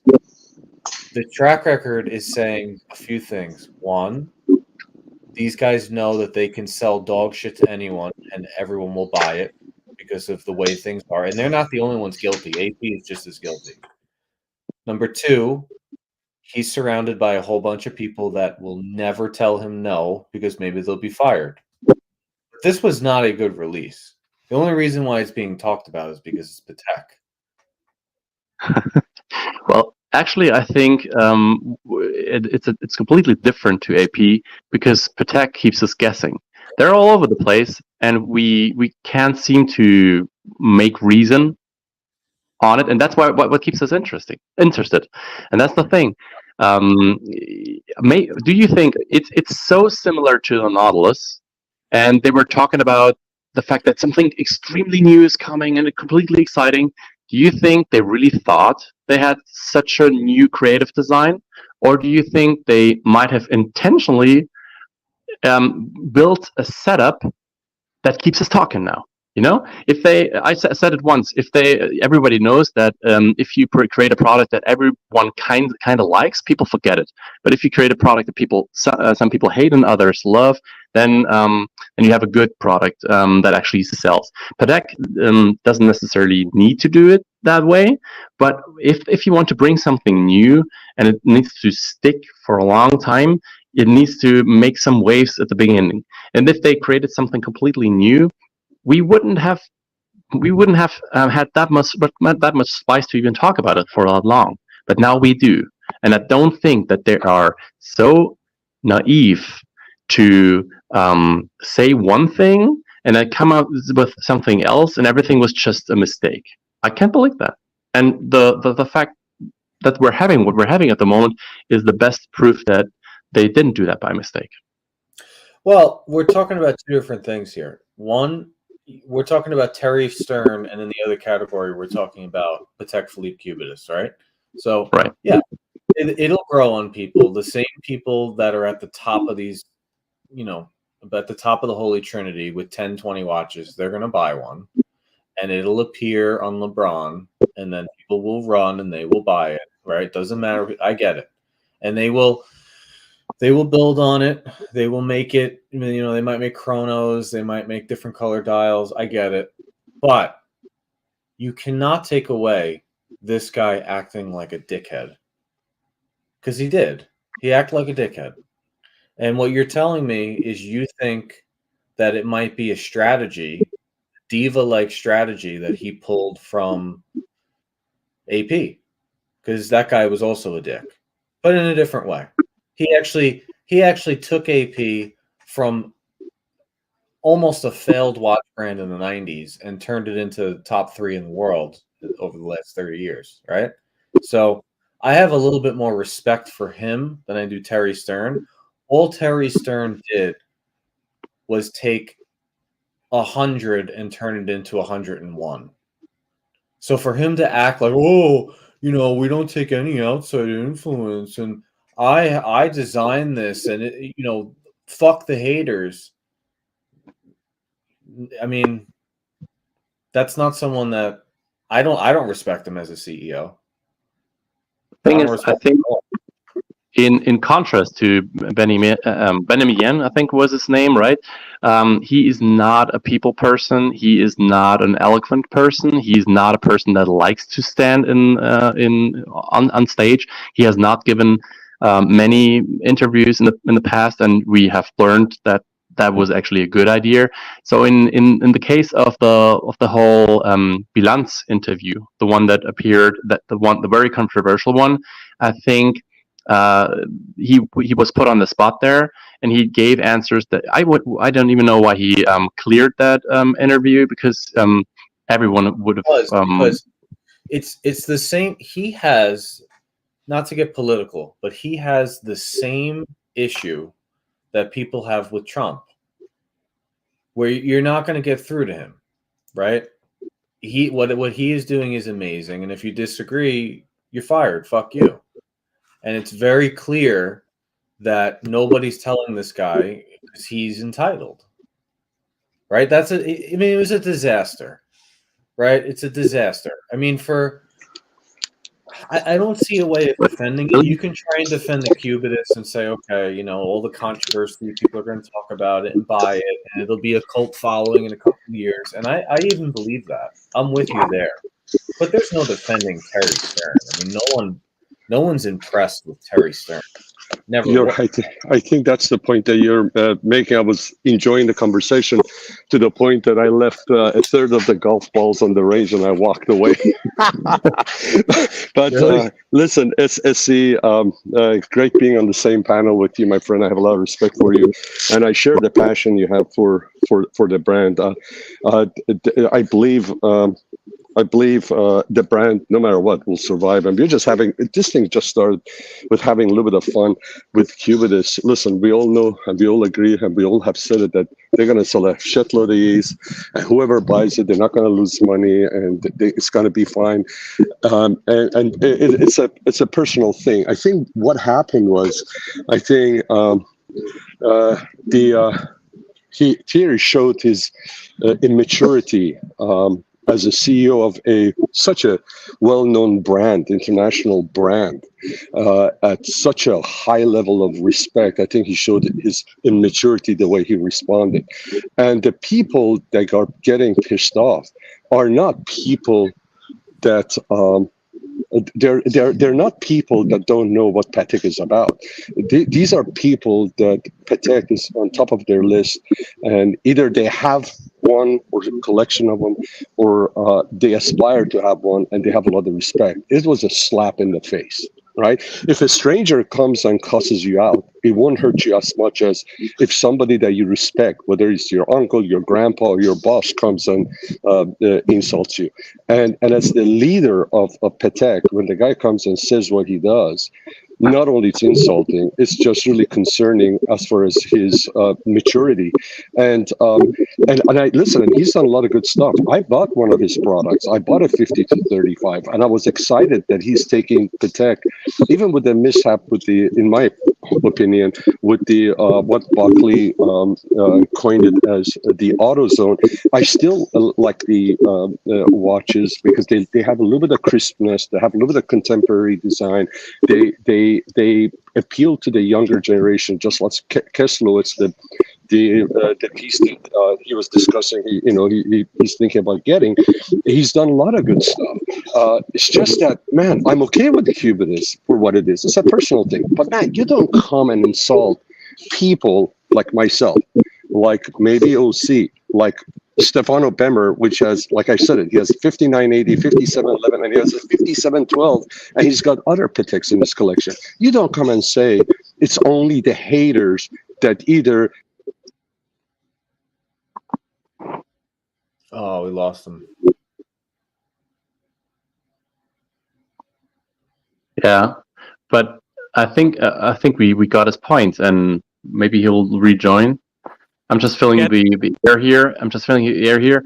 I would like to ask Sean why he would consider the persons that he named part of the hater group. Because, are you back? I am here. Yes. Yeah, to be fair to Terry Stern, I don't think he said that Patek, the people who have Patek, or the people who don't like this watch, who are Patek owners, are the haters. I think what he said was that people who don't own Patek Philippe, Patek Philippe's critics, are criticizing this watch. But those are people who didn't like Patek Philippe anyway. These are people who never would have liked. That's not what he said. You can read it, and here I don't have a photographic memory. I think what he said, the people that don't like this watch are the haters are mostly non-Patek owners and people that will never buy Patek. That's what he said. That's what I recall. I'm sorry, but that's the thing. That's one way to read it. but there are several ways to read it, and people My jump to friend, if you're a CEO of a major brand like that, you better not leave any crack for anybody That's it. to misread you. My friend, That's it. you are giving him too much pass, and I have a lot of respect for you. You are just giving him too much pass. He's responsible for the top brand in an industry that is coveted and it's been around for hundreds of years. And his people, forebears, his dad and his grandpa did a great job saving this company through the toughest times of the watch industry and handed it to him at a good time. And he's done some good stuff. But my man, you don't come out and give a statement that most of the industry, most of the people, or even a fraction of the people can read it that way. You just don't do that. It shows immaturity. It shows arrogance. And he's got a bunch of yes men people around him that never told him. I've told him, you're wrong. Right. Yeah, I'm absolutely in your boat, and I never said that. But I only said the one thing that I would like to add is I would not read arrogance into it. I would read a lot of inexperience in it, and maybe also being very, very uncareful about what you're saying. And that's definitely he should be blamed for that. People are reading malign things into it, and you can do that as well. But there's also another way to see it, and that is he was not talking about people criticizing the watch. He was talking about those people who are really spitting hate, and that happened as well. And I think he was talking about these kinds of people. You were not addressed. The persons you mentioned were not addressed. And of course, you could say again, that's not the way he meant it. He meant the way that I'm interpreting it. And it could be possible. It's very, very uncareful for him to say anything like that. I completely agree. But you don't necessarily only have to take it the one way and then blow it up on the internet and go on this witch hunt. So I think that's the only thing that I would like to see a little differently. I appreciate that, but you know, the way he talked about his ability to come up with designs trumps Philippe Dufour. There hasn't been an actual creator of a brand that is respected that has ever talked about himself the way this man has. And again, listen, the very first time this was brought to my attention was by a great collector that has several Patek pieces. And he asked me, he says, what do you think about this statement? What do you think about Cubism? Him and I discussed, and I say, it's a personal thing. I'm sure they're going to sell it. They're going to be successful. He goes, granted, but what do you think about the statement he made? I said, what statement did he make? So he pulled it up and read it to me. I said, wow. He goes, I said, what do you think? He goes, well, this is a slap in the face. He's really, this is a misstatement from him, and he's going to piss up a bunch of Patek collectors, and I don't know how this is going to bode well for his brand. You and I know Patek's going to be Patek. Everybody's going to, they're not going to miss a step, and they shouldn't, because the brand is strong. But as a person, and the way he sees, and again, I'm reading it the way I am.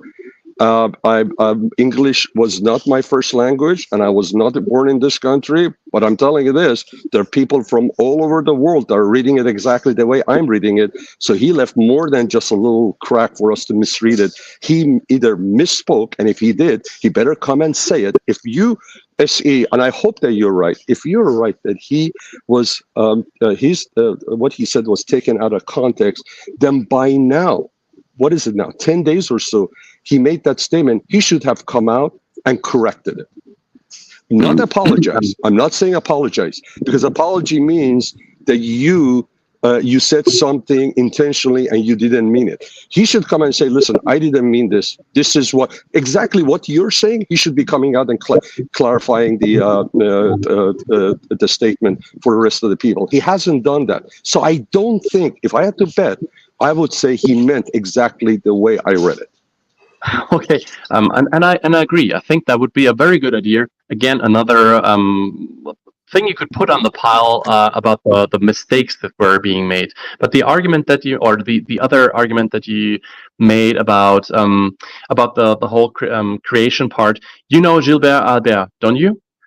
You know the creator that Patek brought into their brand to get some new designs Sure. in it. Sure. Those Gilbert Yes. Albert watches are very Yes. collectible nowadays, and you know it, I know it, and Thierry knows the person as well. He knows Gerald Genta. It's out of the question that he was speaking about him being the owner and creator of everything that Patek did in the past. The only thing, in my opinion, the only thing that he really meant, in the clumsy way of saying it, and that's a different story. But the only thing he wanted to say is, we're not hiring another company to give us design input, because that actually intensify or raises the risk of something to be leaked again. That actually raises criticism among collectors who will say, are you not able to create your own designs anymore? So he just said, in present times, they're doing it themselves, or he's doing it. And again, I think people, in so many things that he said, would have been completely irrelevant if it hadn't been him who said it. And you're completely right. He's in a position like a politician, or like real royalty, for example, where it's very important to consider and ponder your words before you let them leave your mouth. And it was complete. It was a debacle as far as publicity goes. I'm completely on the same page with you there, but I don't read all those negative intentions and this arrogance and the whole thing into it like so many people did. And I think there's a lot of herd mentality and groupthink involved. There may be some groupthink out there, but I didn't do a group think on this one. This is a genuine statement that I'm making. And as far as this thing picking up, maybe there is some groupthink, but I can tell you this: mine is genuine, had nothing to do with any group thinking or influenced by anybody else. I've been around the block for a long time, and I know what I hear, and I know how it's how I'm gonna take it and how I'm gonna respond to it. And I can tell you this: there wasn't an ounce of a fraction of humility in what he said, and based on what he said and the fact that he said it without any humility, the only thing that leaves is arrogance. And I respect what you're saying. You're a super intelligent person. And I know what you're saying. You truly believe it. It's just a matter of difference in the opinion. And again, I'm bringing it back to this. It's not about the Cubitus. It's not about the design. It is the way he views people that criticize him, which happen to be a large group of them, happen to be Patek owners and lovers. And you just don't do that to your followers. The only reason you would do that is because you just don't give a darn what they think. You don't think you need them, and you think you're going to do well whether they're going to be on the bus with you or not. And to me, that equals arrogance. Yeah. Yeah, I agree to a certain extent. Not on the part that I'm. Well, first and foremost, I didn't consider you to be part of a groupthink at all. I'm just saying that many people who had never heard about it were all of a sudden jumping into the chats and also contributed to that shitstorm without any skin in the game. And you obviously have all of your skin in the game. So I was just talking about the sheer size that actually happened. And I think it was not very not a very good thing for many content creators to contribute to that fire. And I know, Essie, that's the part that frustrates you the most. Not that Terry said something in an inelegant way, but the fact that the entire industry, social media influencers and people looking for their 15 minutes of fame, are jumping all over this and using this as an opportunity to bash the brand. And to defend Stern, if you read the first part of this statement where he says the haters are for the most part are people who've never had a Patek and never will have one, so that doesn't bother me. That is factually correct in the sense that an overwhelming majority of the people who are watch collectors and enthusiasts anyway don't own Patek Philippe, and they never will buy one for whatever reasons. They can't afford one. They don't aspire to like the brand. They don't want to collect Patek Philippe, or whatever reason. I would venture to say that maybe 1% or less of actual collectors have even thought about owning a Patek Philippe. So that's a fair statement. So it's not inaccurate to say that the overwhelming majority of the people who don't like the watch are also people who've never had a Patek I and have will a never have counterpoint one. on that. When Now, I understand that's not a smart thing to say because it comes across yeah, as but if you you listen, if you do a poll right now of people that are Patek owners, I would venture to say, based on what I've heard, I would venture to say majority don't like the Cubidus. Now that doesn't mean anything. Okay, that doesn't mean anything. But for him to come and say that the majority of the people that are haters, they either have not owned Patek or they'll never own a Patek. Well, let me ask you a question. What majority of the current Patek owners like the Cubidus? Based on what I've seen, and here, this is not a scientific statement, just I'm going by the seat of my pants. And I don't think the majority are a fan of the and Cubidus. that's a fair point, Sean, because what you're saying is actually that a lot of Patek owners actually agree with the other people who don't own Exactly, Patek and that's my point.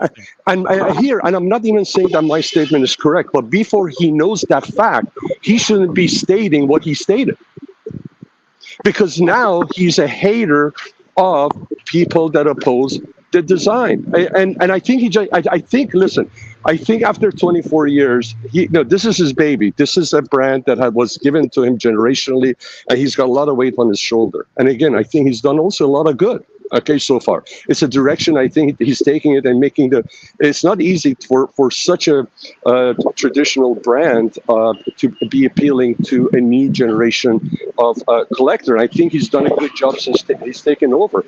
And I realized the weight on his shoulders, and I realized that after 24 years, when they come out with a new line, there's a lot riding on it, especially if he is so involved in the design and giving the go-ahead to produce this. When somebody says, hey, this is his baby, and somebody says, hey, your baby is ugly, he's going to take it personal. Oh my God, don't come in and throw the baby out with the bathwater. Don't alienate your collectors. I still am going to be buying a Patek Philippe, no matter who this guy is, because I buy the piece. I'm not buying the guy. But I can tell you this, it's really not a good thing for the brand when you have somebody like this guy come and say something like this. And again, he has an opportunity to come and correct it. About 10 days or maybe 2 weeks has gone by. Has he said anything to correct it? And if the answer is no, then you have to take him for what he said. You can't spin it. You can't sugarcoat it. I think he's not doing it because he doesn't want to add more fire to it. He just hopes for it to blow over. If that's a very smart move, it's very questionable. And again, I never said it was a smart move in the first place. I think it was meant like a power move to say, you know the saying, if you have to ask, you can't afford it, or for example, if some people. In a situation where they're put under pressure, for example, you're wearing a Rolex, you're a poser. There's this. You might feel the impulse to say you can't even afford it, and you come across quite the opposite of cool when you're doing that. But there's one thing to defend the brand as having a preeminent place in the lineup of Swiss watch luxury. But there's another thing. I think it may have been an issue with the translation, but there was a lot of it. The 2 or 3 interviews that he did, it was noted that he tended to use phrases like "I decided," "my watch," "my own design language," "my design," "my idea," "my square watches," over and over and over again, referring to "I" and "my" when referring to this launch. And I think it rubbed a lot of people the wrong way. And he also said something along the lines of, and I'll read a direct quote: "I don't go to clients with designs and ask them for their opinion. Never. I don't work with external designers either." And I'm adding emphasis to that. But basically, he was saying, like, I don't, and that's disrespectful to the collectors to say, like, I'm not going to share a design with you because I don't value your input. Now, I'm not saying he means that. I'm just saying that it's a pattern of inelegant statements that were made that created an impression that he didn't respect. It's actually very valuable collectors. Yeah, I'm sorry. It's actually not even true, because he actually said it on different occasions that he definitely takes the higher level collectors' opinions very much into consideration. Take Patek Getreid, for example, the Getreide, or however you pronounce it in English, with the oak collection. People of that level have a certain influence on what he's doing. I'm sure, and again, I think it's just completely a clumsy way of presenting it. It's not that he actually meant it. He should have considered differently. One thing I would like to add: there's a German watch channel, Percy.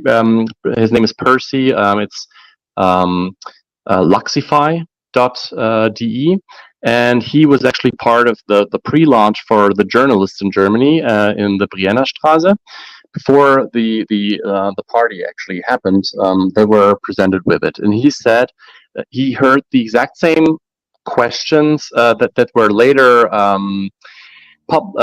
made public in of the interview. He talked about very, very similar things, and he said, because he said he was using the first person singular pronoun that often I created it. So there was obviously a lot of pride connected to the whole launch, and he showed a lot of pride to have been part of it, but he never sensed any arrogance. And he pointed out that there's a huge difference between things that are said when you also can see the person, their mimics, their gestures, and he said the exact same things that were later printed were said by him in his presence, but he never sensed any arrogance. I think it was just a very eloquent way to put it, and someone with a clear agenda shortened it. You can also, if you read the interview, it's very, very clear what the agenda of the interviewer was, and she asked the questions. She put him in the corner, and he allowed her to do it, and that was his strategic mistake, definitely. And again, I'm not defending that, but I'm saying it doesn't necessarily lead to the conclusion that he's a bad person. Fair enough. I think we've final thoughts, Sean. You have final comment or retort on that? Okay, so I think we've talked enough about Stern. Sorry about that. No, listen, see, I appreciate what you're saying, and at the end of it, it's not. He has to take responsibility. We cannot give him a pass because of a reporter putting him on a spot, or the YouTubers jumping on the bandwagon and all that. He did rub a lot of people the wrong way, whether it's a group thinking, influenced by the group of people or not. He rubbed a lot of people the wrong way, and when he's in that position, he has to be very careful what he says. And listen, if tomorrow he shuts down his factory and walks away, his lifestyle's not going to change. Generations to come in his family, their lifestyle's not going to change. He's not dependent on it. This is, so this is clearly something that he's carrying on generation to generation that he's responsible for. And you know what? Shame on him. He should do a better job, quite frankly. I'm going to ask you a question. I'm going to ask you if his dad or grandpa, do you think they're proud of the way he handled it? And if you think they are, then there's nothing to think about. If you think that no, they are not, then the guy needs to go to school and take some lessons. And first thing that he needs to, what needs to be done is, and here, I'm not a hater of the guy, but it's just that, he rubbed us the wrong way. Maybe his dad should have a talking with him and give him a little bit of spanking so he learns. He's a mature man. He's not a kid. Actually, I'm absolutely sure that they talked right after it, and no one's happy with how things were said. No one can be sure, can be for certain, but Philippe would not have done it. Henri would not have done it. Like Thierry, in the past, never gave too many interviews. And if you really look at it, and he was even at the Watches and Wonders lounges, all the interviews were very short. And he has not to defend the guy, but he has little experience in it, and he will clearly have learned his lesson after this, and very rightly so. So I don't think they would have been happy with the way things were said. But again, it does not make it makes him a very clumsy CEO. It doesn't make him a bad person. Yeah, I don't know. He may have philanthropic efforts out there. He may be very good. I don't know that side of him. We only see a limited side of him. I'm not here to judge him whether he's a good person or not. I'm just saying, as a leader of a company, I think he just had a major faux pas, and he needs to correct it. And if he doesn't want to fuel the controversy, then but at least he should, if he has any respect for the collectors and admirers of his brand, he should take that risk, and he needs to come out and clear the record. For him not to say anything because he doesn't want to fuel the controversy is the easy way out, and I don't think he should do that as a leader of that company. He should come out and make it right and then move on. 100%. Yeah. Thank you. Now, going back to Kesselowitz, I think Kesselowitz should get that watch. It's a gorgeous watch. Definitely. After all, it's a Patek Philippe. How can you go wrong? Buckley, is Kesselowitz still on, or is he off? Yeah, Buckley, you still there? Yeah, why? I have like I have 8% on my battery left. So Thank you, SE.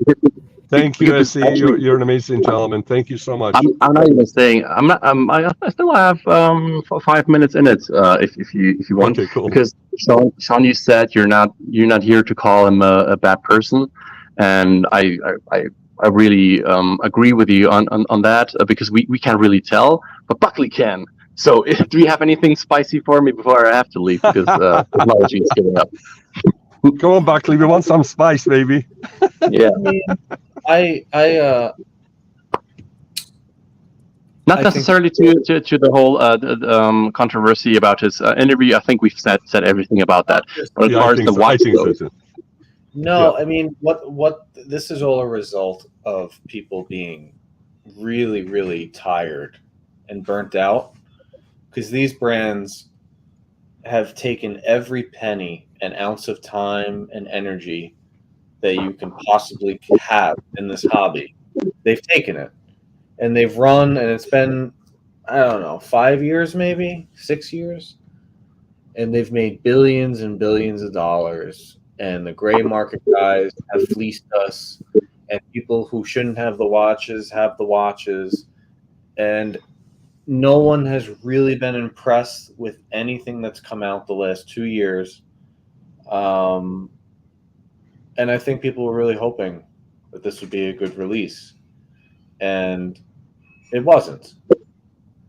It wasn't. I don't think anyone thinks you can argue that, hey, you know what? People are talking about it. I don't think people are talking about it for the reasons you think. I think people are talking about it because it's Patek Philippe, and there's only 2 brands on earth that people really talk about. But people are tired of the shenanigans from AP, from Patek, from Rolex, from Journe. It's the coin.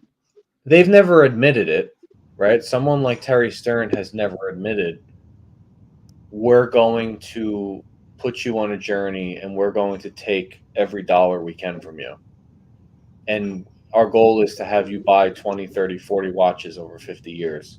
We don't want to give you what you want. We want to give you as much as we can sell you, because that's their goal. Yeah, and just because I only have 2% left, I actually showed that watch to a lot of people who are outside, not only our bubble, but outside the watch world in general. And a lot of people liked the design, maybe because they saw something that I had seen in a Nautilus commercial or something. So it might draw in, not that they will get the watch, but it will draw in new people, and I think that might have been the agenda in general, because the people who are pissed off with it are the enthusiasts, the watch nerds, and everyone else just saying, "Wow, it's a beautiful watch." Yeah, but to be buying a Patek Philippe from Patek Philippe, I'm not talking about gray market. To buy a Patek Philippe from Patek Philippe, chances are in 2024 you're an enthusiast and have been for some time. Right. It's not But like people it's will. not like it's not like I win the lottery, know nothing about watches, pull a Zuckerberg and say, hey, you know what? I actually want a luxury watch. Wander into Tiffany Co., make it to the 7th floor, and go through the case and find a Cubitus and say, I'll take this. And they say, great, it'll be here in a month as your first watch. Right? These are not things that happen. So Absolutely not. I They will don't go through the same ringer that we did, but they will be in it, maybe due to the craze that was created in the last weeks.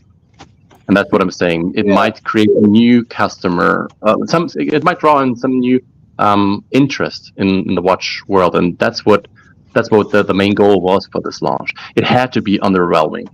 1%, so maybe I might be cut off in just a second. Essie, you've had a very respectful and informative and gentlemanly debate, and I really appreciate you jumping on. And it's really appreciate your sharing your perspective and your vehement defense of Patek Philippe, not necessarily Terry Stern, but of the notion that things can be taken out of context and things don't always translate the way Sure. you Yep. want them to come across. Yeah. Thank you, see, gentlemen. Yeah. I think it's a lot more complicated than that, but Yeah. Anyways, this was a good discussion. It allowed me to walk away from the range. Sorry, it took you away from So this golf. is good. this Oh, will probably happen. This same conversation, if I had to guess, will happen once a week minimum, all the way until March. At some point, this will always come up. Yeah. Yeah. And listen, whoever got this watch, they should enjoy it, because again, it's a please. If you like it or you got it, you don't need, first of all, you don't need anybody else to like it. I have so many watches. I bought a watch not too long ago, about a year and a half ago, that I behind the scenes I contacted a couple of people that I absolutely respect them, just to see what they think of it, and they thought it was trash, and I got it. I loved it more than what I thought I'm gonna like it, and since then those same folks, I've seen it, and I think genuinely they liked it. So listen, this is such a subjective matter. So enjoy it. I know. I believe it was the Russell 996 got it, and I'm sure it's going to look great on him. This is just a personal opinion. I think the discussion's gone enough, and I think we need to go to the next subject. But no doubt, I think more than anything, I think this probably hopefully this gonna fire Patek up to come up with some other, enhance some of the other models they have, and come up with some of the best way they can handle this, to come up with some killer winners. You know what I mean? So everybody forgets about this whole shenanigan and get on with it. That would be the best way they can respond to it. And Bring us some stuff accelerate. that we can drool over. Yeah, and accelerate the development of variants of this to allay people's concerns about either the size or the style or the Absolutely. design. Different sizes, different dial There is more designs. coming. There's more. See, remember those people that told us basically verbatim what this was going to be a month and a half ago? Yeah, they mentioned complications that aren't even here in this version. Well, they said a complication, but they said blue-green dials, squarish Nautilus hybrid bullshit, right? Mm-hmm. So they were pretty accurate. Those same people did a level 4 training, whatever that means, recently, and they saw red dials that were square. I talked to someone who just came back from Switzerland and completed what they called a 5+ Patek Philippe training, and they hadn't been shown any of these comps or any of the production versions at that time. So they were completely in the dark and flabbergasted when this came out. They thought it was fake. They thought it was a hoax. You'd be surprised. A lot of the Patek Philippe salespeople, when that digital version of the Fortune magazine dropped, they were convinced that this was a hoax. And the fact that so many people were surprised that this was real doesn't bode well. They were taken aback by this launch as well. Now, of course, they're huge fans of the brand. You'd be surprised how many people off the record who support Patek Philippe actually were surprised by this. Yeah. Well, all I'm saying is there's a red dial. Okay, whoop-de-doo, there's a red dial coming. Maybe, I mean, what happened to the interchangeable straps? You know, I mean, what happened there? I think that's a big missed opportunity to provide some flexibility and wearability for this watch that would have separated it from the Nautilus and the Aquanaut.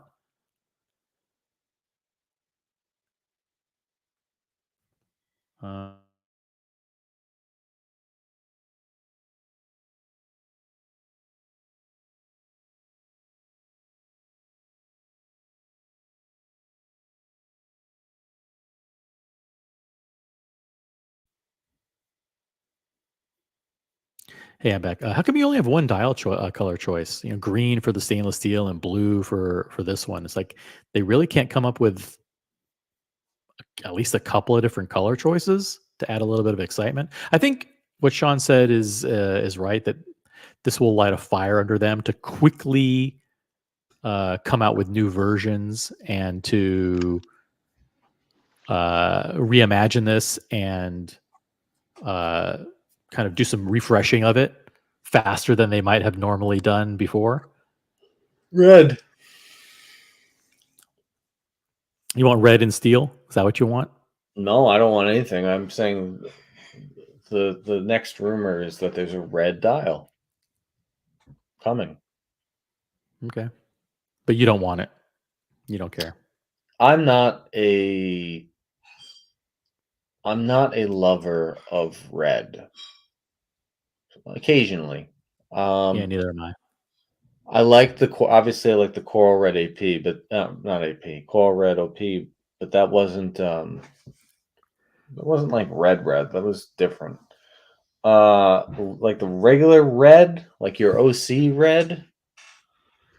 I don't think I own any clothing whatsoever that's red. Not one thing. Straps and accessories are cool, but a red dial, don't really like it. What's fascinating is I think that a lot of brands are going to be looking to capitalize on what Patek Philippe has done and launch their own or highlight and put the focus on watches in their collection that don't have perfectly round dials. Case in point, from Monochrome, here is an article on Rado. And here is Rado kind of showing us their version of a new collection. Let me see what this is. The article, I want to give credit to Monochrome here. The article is entitled The Edgy Rado Anatom Returns with High-Tech Ceramic Bracelets. So this is a new watch from Rado. And this is kind of an integrated sports watch with different materials, black ceramic and other, that I think is if this were a Patek Philippe, if they had come out with this, do you think this would be a hit, Buckley? Or do you think this is, it's too 70s, it's too... Well, the 70s retro. and 80s are repeating themselves right now. So, a lot of that fashion sense is coming back. Yeah, it's like these are like Piaget polos, basically, right? Yeah. Yeah, it's getting like that again out there. So, I don't know. There's a couple of things, right? There's a 70s style coming back, but there's also a surge in people wanting different materials and different straps that are quick release, Mm-hmm. So I don't know if those two live in the same world. I feel like ultimately one will win, but I mean that's kind of a big fuck up on the Cubitus. It should have came with a quick release strap. That would have been cool. I think that one thing, like, hey, you have your quick release bracelet, you can take that off and throw on one of these straps, and we got a few colors. That one thing would have given Cubitus, I don't know. Yeah, even if they only did that on the steel model, like I can understand it might be more difficult to do that on the platinum one because for whatever reason. But even on the steel one, how come you didn't? How come you can't offer steel? You can't offer steel and rubber. Well, It's just that's what makes it different, right? If I have 5712, right, in steel, and then I'm like debating the Cubitus, I get a steel green. It's fucking green.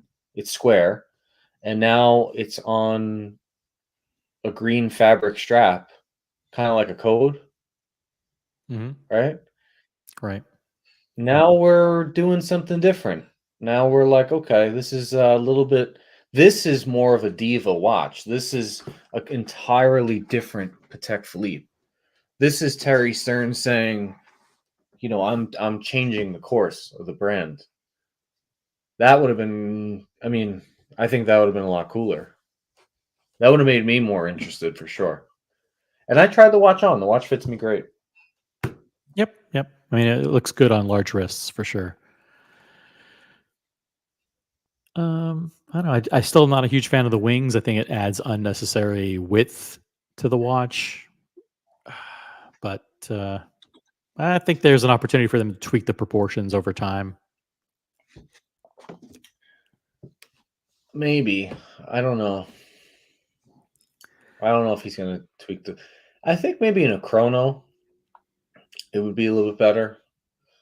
The square would make a little bit more sense. But now you're getting down a dangerous path, right? You're going down the code path a little bit.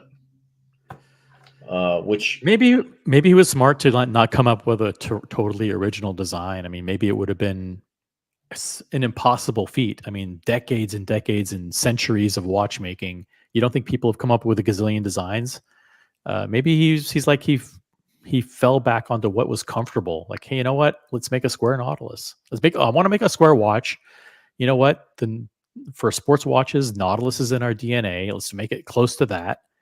And maybe this was the best he could do.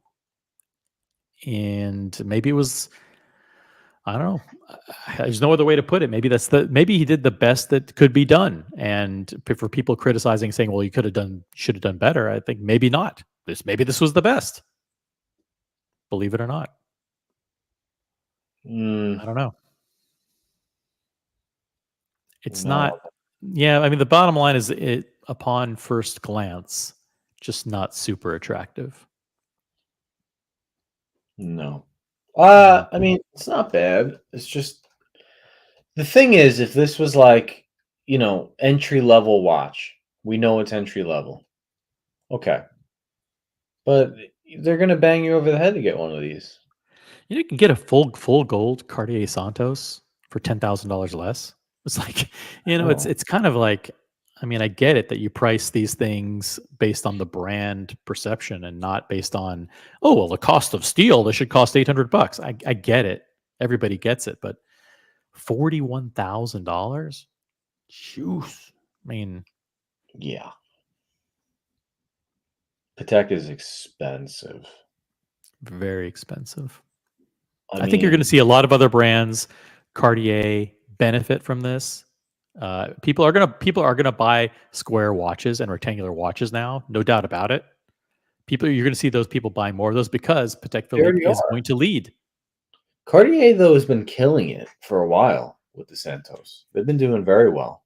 So, but there's no jump there, right? It's not like you can say, okay, for 30 grand more, I want to go buy this. You can't.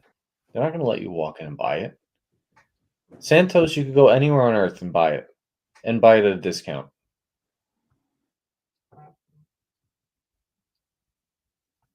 I don't know.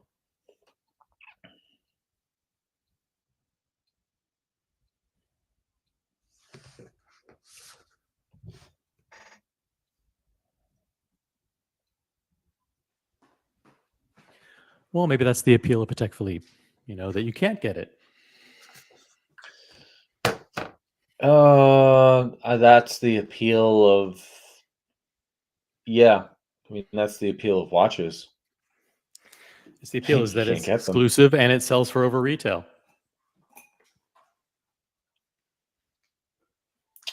Yeah.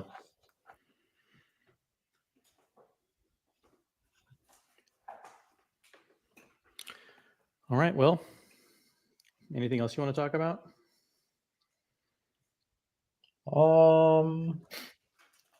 By the way, Gentlemen, huge shout out. I just Welcome back. popped open a red wine and have some leftovers from last night when Mrs. and I went to Novikov. By the way, I don't know if you've been there, OC. They just opened up several months ago in Beverly Hills. They got locations in London. Great food. I have some pasta with lobster that I'm gonna heat up and have with my red wine. So I'm gonna listen to you guys. Thanks for having me Sounds on. amazing. Buckley, always a pleasure. And by the way, OC, yesterday I thought I had lost the colony pin. So because of the magnet, yeah. So I went picked up I had some alterations there. I got some golf pants that I had altered. So I went to pick it up. When I got home, I'm going, oh shit, I lost my colony pen. I almost sent to you and text, you and Mattis text saying, my God, I lost the pen he gave me. And then this morning, I found it. It was stuck to the metal part of something that I was carrying with me. Both the pin and the magnet were there. So it was you realize amazing. that would have created a huge scandal. You know that, right? It would have. It would have. It would have be been like Sean it would be Sean like threw the water. pin. It would be the pin gate. The pin gate. Pin gate part 2. Sean threw away the pin. He tossed it in the trash. But Yeah. hey, SC's back. The phone has been recharged, and he's gonna stay up all night. What's up? Hey, sorry for that. Now I'm home and I plugged it in, and it gives me the chance to say goodbye to Sean properly, and not just dropping off. On that note, I was just listening in on what Buckley and you just said about the new pricing and about the uninspired move and so on. I think we're just having problems trying to adjust to the new to this new level of where things are or are going to be, because had Terry Stern decided to make it a 20. Hey, you're breaking up real quick. Let me just get to Mathis's super chat, $1.99 super chat. It's hot garbage. Only the fanboys want it. Dookie. Thank you, Mathis.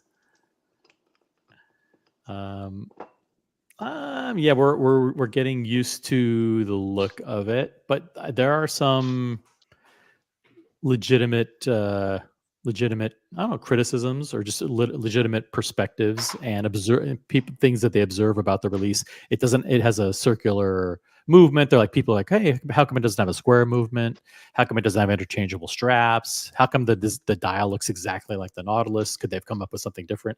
So I think the Nautilus bracelet is also basically it's a Nautilus bracelet in its entirety. So I think there's some fair observations from people. Don't want to call them criticisms, but they're just observations from people. Yeah. Mr. GMT is in the chat. $5 Australian. Thank you to the whole sexy panel for an awesome debate. Stay sexy, boys. Thank you, Mr. GMT. Really appreciate it. By the way, we'd love to hear Mr. GMT's thoughts on this as well. He's welcome to join the panel anytime. The link is pinned on the original. Make the panel sexier, Mr. GMT. That's right. Make it sexy, boys. First sip I'm drinking to you, gentlemen. Cheers. Cheers to you, Sean. Just to finish the whole pricing thing off, I think they wanted to price it higher than AP and Vacheron in a similar with watches that are similar. And it is a high price, but it's the entry level, not to Patek. It's the entry level to Patek Sports. So they just readjusted it, and it will grow from there. And we will have to suck it up. And I think all those, also the criticism, everything is welcome, and also helps in that respect, because people not liking it also contribute to a fun debate, to what we're having at the moment. I think that's not only acceptable, it's what makes it fun and fresh again. I think it's completely, there is no right or wrong. It's just fun to talk it over, and some people actually will come around to it, like they came around to all the controversial designs, like I said earlier. In different streams, the 5712 was not welcomed right out of the gate. The Aquanaut was not welcomed right out of the gate. And people, those watches grow on people, especially when they're here to stay and people realize it. And therefore, I think, yeah, it has. If you wear a Cubitus, it's fun to have something different, because a Nautilus to a certain extent has also become common. We've known it. If they had come out with another 200 different versions of it, it would not have been as exciting. So wearing a Cubitus right now or in the next couple of years means you're having something that has not been offered yet. Of course, it's not an icon, but that's actually it. You're not wearing the quote unquote boring icon. You're wearing something new, and of course, it's there's no right or wrong. Yeah, fella has a point here in the chat. He says another fundamental misunderstanding, that they should be pricing it at the intersection of supply and demand. I think they're actually smart to know that when you have limited demand, limited supply and overwhelming demand, that prices should be very high. And so $40,000, when you have limited production and high demand, there isn't a single person who isn't going to pay the $41,000, because the way the market dynamics are, it's selling for more in secondary. So as a result, they've priced it correctly. I mean, why price it for less when you can get more? Right. Now they're getting more. And speaking of getting more, getting more for less, Mr. GMT. All right, here we go. How's it going, boys? What's going on? I'm just driving to work. Sorry for the either delay or noise. I just can't help it because I'm driving to work at the moment. But you guys were rocking it today. What an awesome discussion. Thank you. Good to have you on. I don't think the watch is ugly at all.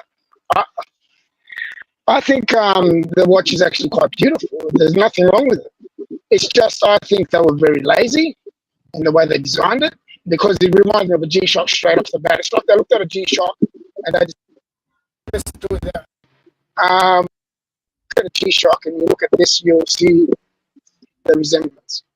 And what Terry Stern had to say about what he had to say, I think he just worded it wrong. He could have went a better way about it, like you guys said. But to be honest, I'll never be able to afford a Patek at that level. But I can always appreciate it because I am an enthusiast and a collector, and I really do enjoy what Patek has offered and what they do. But in saying that, he doesn't care about what people say that would never buy a Patek is very wrong. It's because we all love, especially us collectors, we do love all forms of watches, and that's why we're in the hobby. That's just my take. Fair that's point. Just me. As they call me a bottom feeder. Yeah, there's something to be said. Watch Broncos in the chat. It said, "I wonder how the world would have reacted had it been Rolex's chief who came up with that statement." And that's, you don't see any public interviews of Jean-Frédéric Dufour. He doesn't do any interviews at all. The last time he even made a public statement at all that was on the record was when it was in the height of the crisis about availability of Rolex watches. And he made a statement about that we don't allocate watches, and it's not a strategy on their part to create artificial scarcity.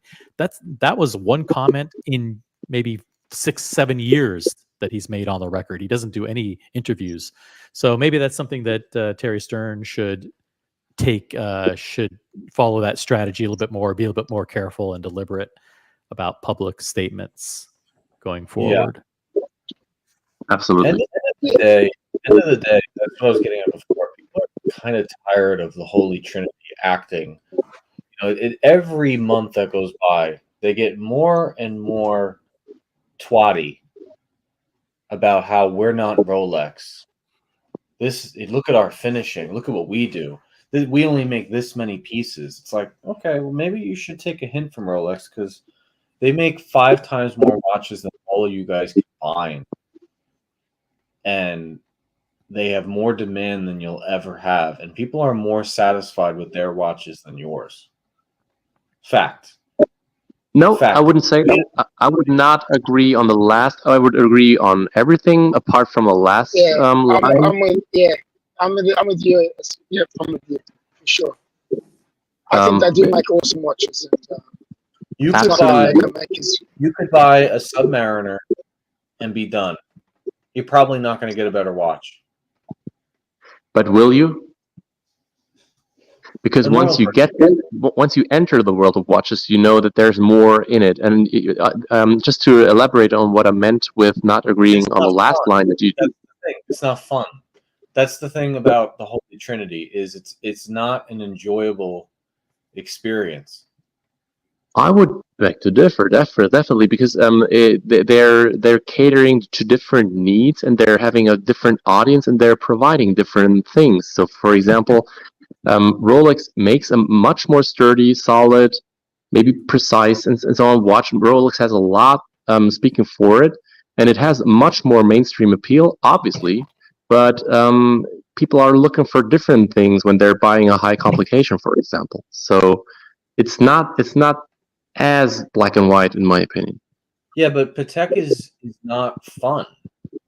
Patek is going through Patek is a challenge. It's not fun. You mean the game?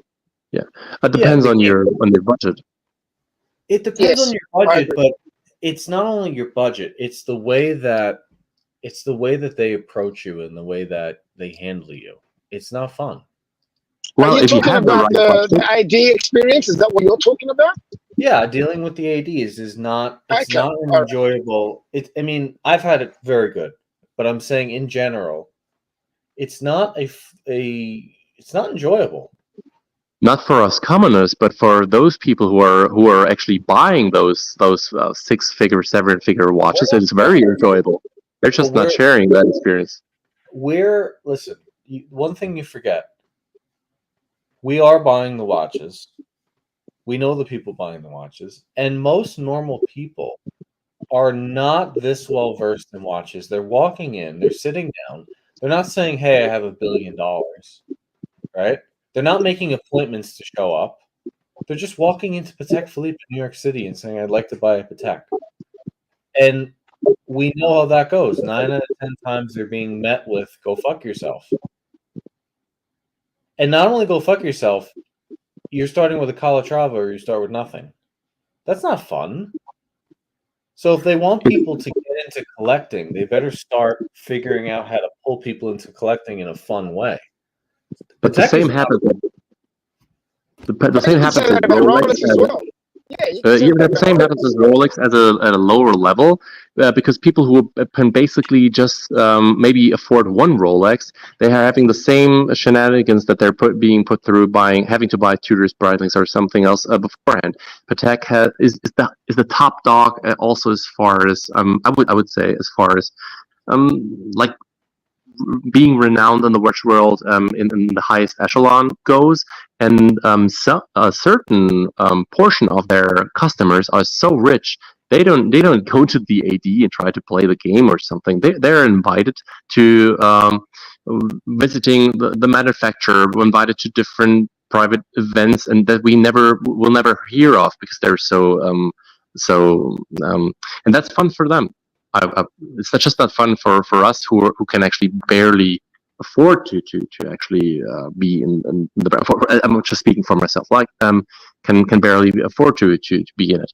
So I think, Right. yeah. But where I'm coming from here is the whole entire goal of what Patek is trying to do right now is attract a younger audience, whatever that means. 30 to 45. Right now, 30 to 45, we're going to AP. That's just a fact. We're going to AP. Everyone, all these Holy Trinity brands, they're all competing for the Rolex graduates. That's what it is, right? You don't start at Patek Philippe. You digest Patek Philippe. You digest RM. You start at Omega, Tudor, Rolex, Breitling. But I agree. very quickly, Tudor, Breitling, Panerai, you move into Rolex and you graduate Rolex. It's Datejust Submariner start, Daytona finish. Everybody knows. There's 4 or 5. Some people take 10, some people take 3, but there's a graduation period. And then you go and you say, okay, I have this Holy Trinity. Which one am I going to go with? And why? Right now, if I didn't understand as much as I know about watches, if I was a newbie on the street at 30 years old, and I had all the money in the world, AP is going to win. So all these guys that are like, hey, this whole, you'll never have a Patek, you'll never have one, you can't afford one, you're just a hater. We wear our stuffy navy blue suit and white shirt with a tie and Oxfords, and this is the good old boys club, and good luck. That's not going to end well. Look what's happened to Breguet. I think snootiness is, doesn't make you go anywhere, man. Snootiness. It's not like you should embrace all forms of life if you want to, better your company, because you don't know who can afford and who can't. And if they hear comments like what we've heard just recently, it really does put people off, regardless what any of us think. It's just a matter of being matter of fact of the way that things are, in our lives. We can't accept hearing stuff like that, because then it just puts you off, because they think they're elitists, and people that afford that, they just say, well, I don't want to be part of a group that think they're better than everyone else. I want to be a part of a group that everyone accepts. Yeah, well, the whole thing is the whole thing with this Cubitus. This is what we were told. This is what Patek Philippe employees told us. They're trying to attract a newer generation. They did the auto zones. They did the asphalt dials. They're doing the Cubitus. They're probably going to, in March, they're probably going to do more. They're doing denim straps. That's not attracting a younger generation. I think there's a lot of factors, and it's not just the design. I think that's a lot of factors right now, as in what's putting people off or even on. But yeah, there is more to just the design and the straps and stuff. I think it's a whole skew of things at the moment. And you know what? Hats off to Patek, because they brought out a watch that is controversial. He even said a lot of controversial things, and here we are talking about it. So, but the thing is it going to work in their favor, or isn't it? Time will tell. Time will tell. And in saying that, boys, I've got to get to work. Thank you for having me. See you later. Absolute pleasure, GMT. Thanks for jumping on. No worries. Super chat from Sean, $5 super chat. Buckley, I know a lot more people that walked away offended by Rolex authorized dealers than Patek Philippe. Some Rolex ADs are just not good with customer relations. That's because there's 10 times more Rolex ADs on Earth. Yeah, there's more Rolex ADs, and there's 10 times more people coming in. And so, there are more people that get offended. That's also just part of the game. And actually, I don't think it's that bad. I think we're talking about the same thing. Here's the thing with that. I love how we want to play, and we want to, in one breath, say the Holy Trinity is not Rolex. Our entry level is $40,000, and we only make so many pieces. But then we want to come back to the same level and say Rolex, Patek, AP, and Vacheron should all have the same customer service. That doesn't make any sense. If you're walking into a Holy Trinity brand, I think people forget how much these fucking things cost. Like, they're not cheap. Okay? They're not cheap. It's very, very, I don't care how much money you have. It's very, very expensive. So I think they need to do a better job. They've I'm, done I'm a just pretty saying good job. that the whole let's separate those two things because you introduced a new one. I'm gonna answer both. The first one was the whole elitism thing, and people are frustrated with the brand, be it Rolex or be it Patek, because they can't get it right away. Rolex is That always happens. You will always alienate a certain part of people, but I think, and that's just my opinion. I think there are uh, at least as many people who are frustrated with this image of elitism that that many people have pointed out right now, as there are people who are actually happy with that whole thing, because they want to be different, and many people have that in it. Rosé has been saying that a couple of times, and I think he's not completely incorrect in it. This whole thing is about showing you can afford something another person cannot, and that is elitist in and of itself. And I think that's part of the game. People hate to admit it because it comes across as being arrogant or whatever, not very democratic, but it's a part of the whole thing. And the second thing is with the whole customer service.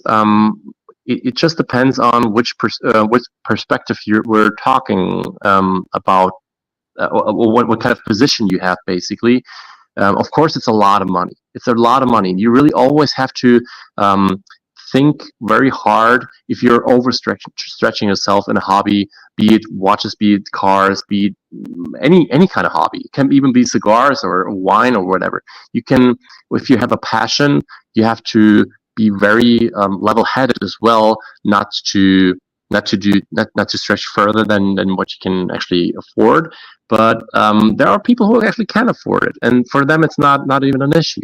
So I wouldn't say Rolex is the baseline and everything else is aloof, but it really comes down to what kind of collector you are. No. What I'm saying though is not that. I'm not disagreeing with what you're saying. You're giving the facts of the way things are right now, which I don't disagree with. What I'm saying is it's not a sustainable way of doing things. It's not going to work. The way that these brands are playing, because Vacheron's not really playing any game, right?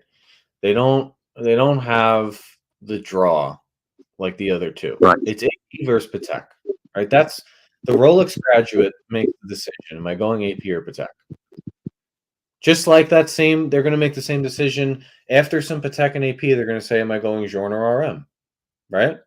That's the path for most, not all. I know we have the collector people that want to stand out and say, not for me, but okay, not for you, but for like 9 out of 10 people. Right. But the problem is, SC, I'm just saying that Patek is saying we want people from 30 to 45. We want to invite them in. We want to start a journey.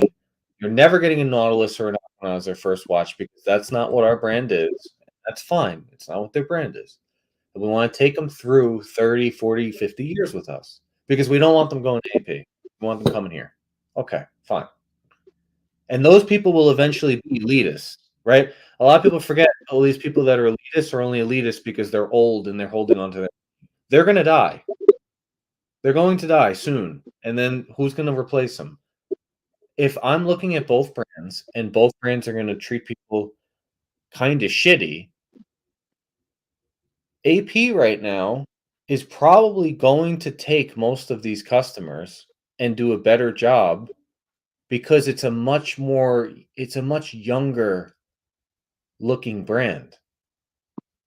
The offshore and the code are more inviting to someone at 30 than a Calatrava is. Now, what that means is Patek needs to do an amazing job of when you walk in the door of explaining the watches, explaining the journey, and making you feel like you want to be part of Patek. That has happened to me, not with Patek, but with Tiffany. I've been to Patek.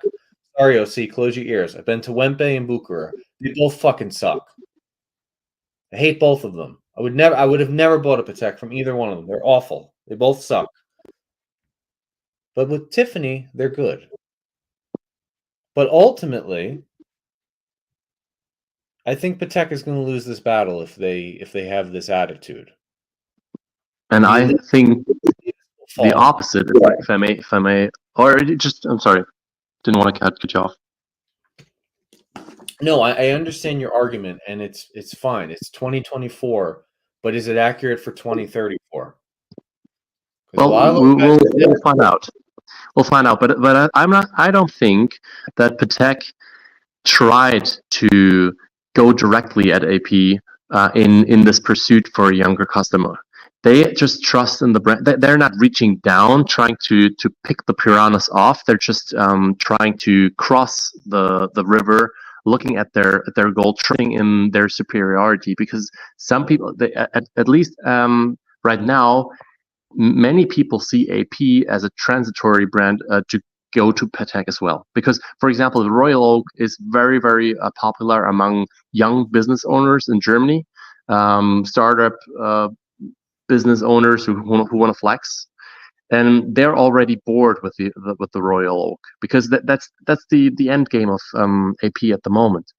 And I think, for example, if you take the Cubitus and you compare it to the Code 1159, for example, size-wise, the Code 1159 is bigger. It is much more in the dress watch world. So I think it's far less appealing to a younger crowd. I think that that Patek is not trying to go directly to present a model that goes against a specific model of AP. I think they're just broadening their offering. Now they have a rectangular, or let's say like a squarish watch in their offering, which makes some people actually like that. And it also gives you it opens it up to a certain customer base, but they're trying to continue to be Patek, and to also focus on the different offerings that AP does not have. And I think AP has a much weaker position because they're not very balanced as far as their positioning in the offering goes, if you know what I mean. So I think they're just trying to introduce something new. I understand that, but we're talking about now, right? We're talking about now what they're doing. Yes, I think the 5821 is going to be the 5711 in the future. It is going to be the cheapest, quote unquote, but also people who can actually not afford it will get to know that it will be overlist, and it will be something that people will try and get. And of course, it sounds contradictory because they wanted to chop down the 5711 in order not to be that dependent on it, and now they would introduce something else that they will be similarly dependent on. But that's the whole thing. They want to keep us guessing. They want to offer us something new, quote unquote new, and start the whole thing again that happened, but just on a different price level, where, as OC said before so rightly, they are profiting a lot more on the margin that the gray market was making before. So that's I think that's going to be the reality in 10 years' time, once people have grown into that new reality. I think, I mean, I've been wrong many times, and I'm not saying that's going to be happening, but my theory is there's not going to be a steel Nautilus in 3 or 4 years' time. Even the Aquanaut is going to be pushed into precious metal, and the Cubitus is going to take, like they said, the entry level steel thing, but on the other hand, that people will fight themselves to get. So it's going to be the new reality that we had already, but everyone will say, well, it's not the same because it's a different watch, but it's the same thing. And they rebranded, so to speak, not rebranded, but reallocated themselves with the same strategy, but they're profiting from it more because the price is higher, and people will pay it. You said something interesting, which it could be. I don't know if it's like this in America, I don't think AP is transitory to Patek here. I think it's very much dabble in both or pick one or the other. But maybe in Germany it could be a lot different.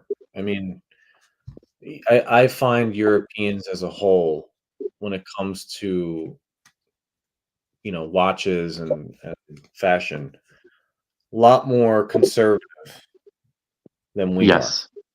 So you could be right in that sense.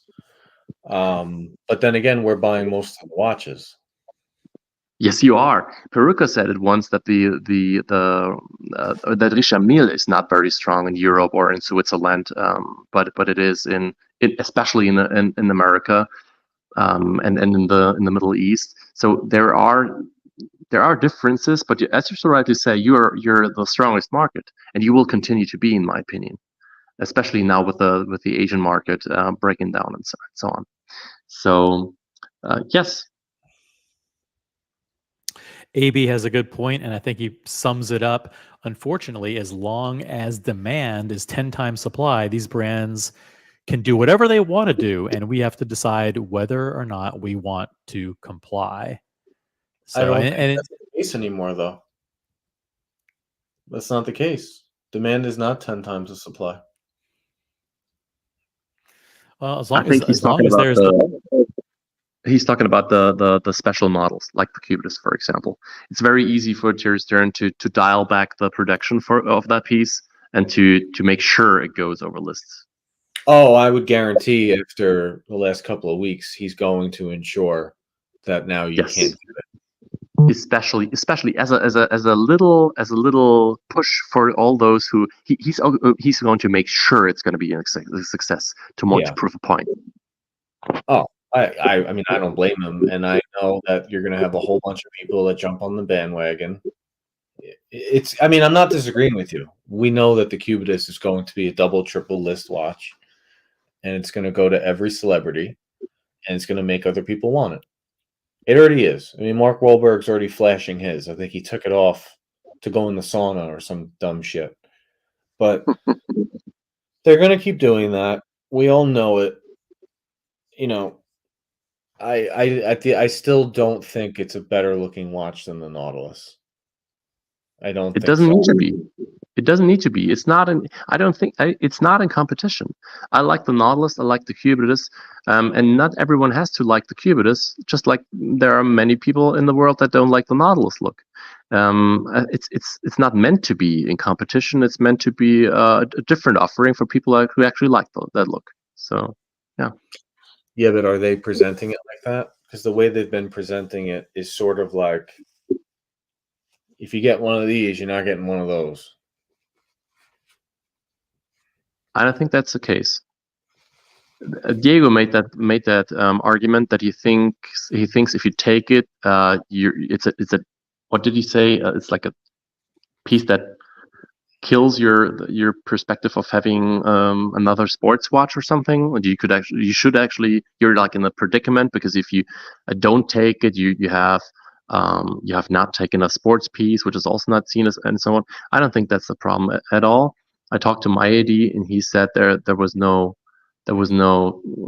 connection between those two, because they're two different watches. So getting a Cubist does not make you take you off of the list of a Nautilus in the end, if you even want the Nautilus in the end. I want an Aquanaut. But the funniest thing is, I actually put that into my story. I put the Aquanaut chronograph next. It's not my video. I reposted it, but it has the lugs of the Aquanaut flare so much more out to the side that all the people. The only thing I was not even defending the Cubist the way people think, and at the beginning I wasn't even the greatest fan of it. The only thing I wanted to suggest was letting it sink in a little bit more, getting more info on it, especially in the first days, wearing it first and foremost. And then people were so quick to say, it's too big.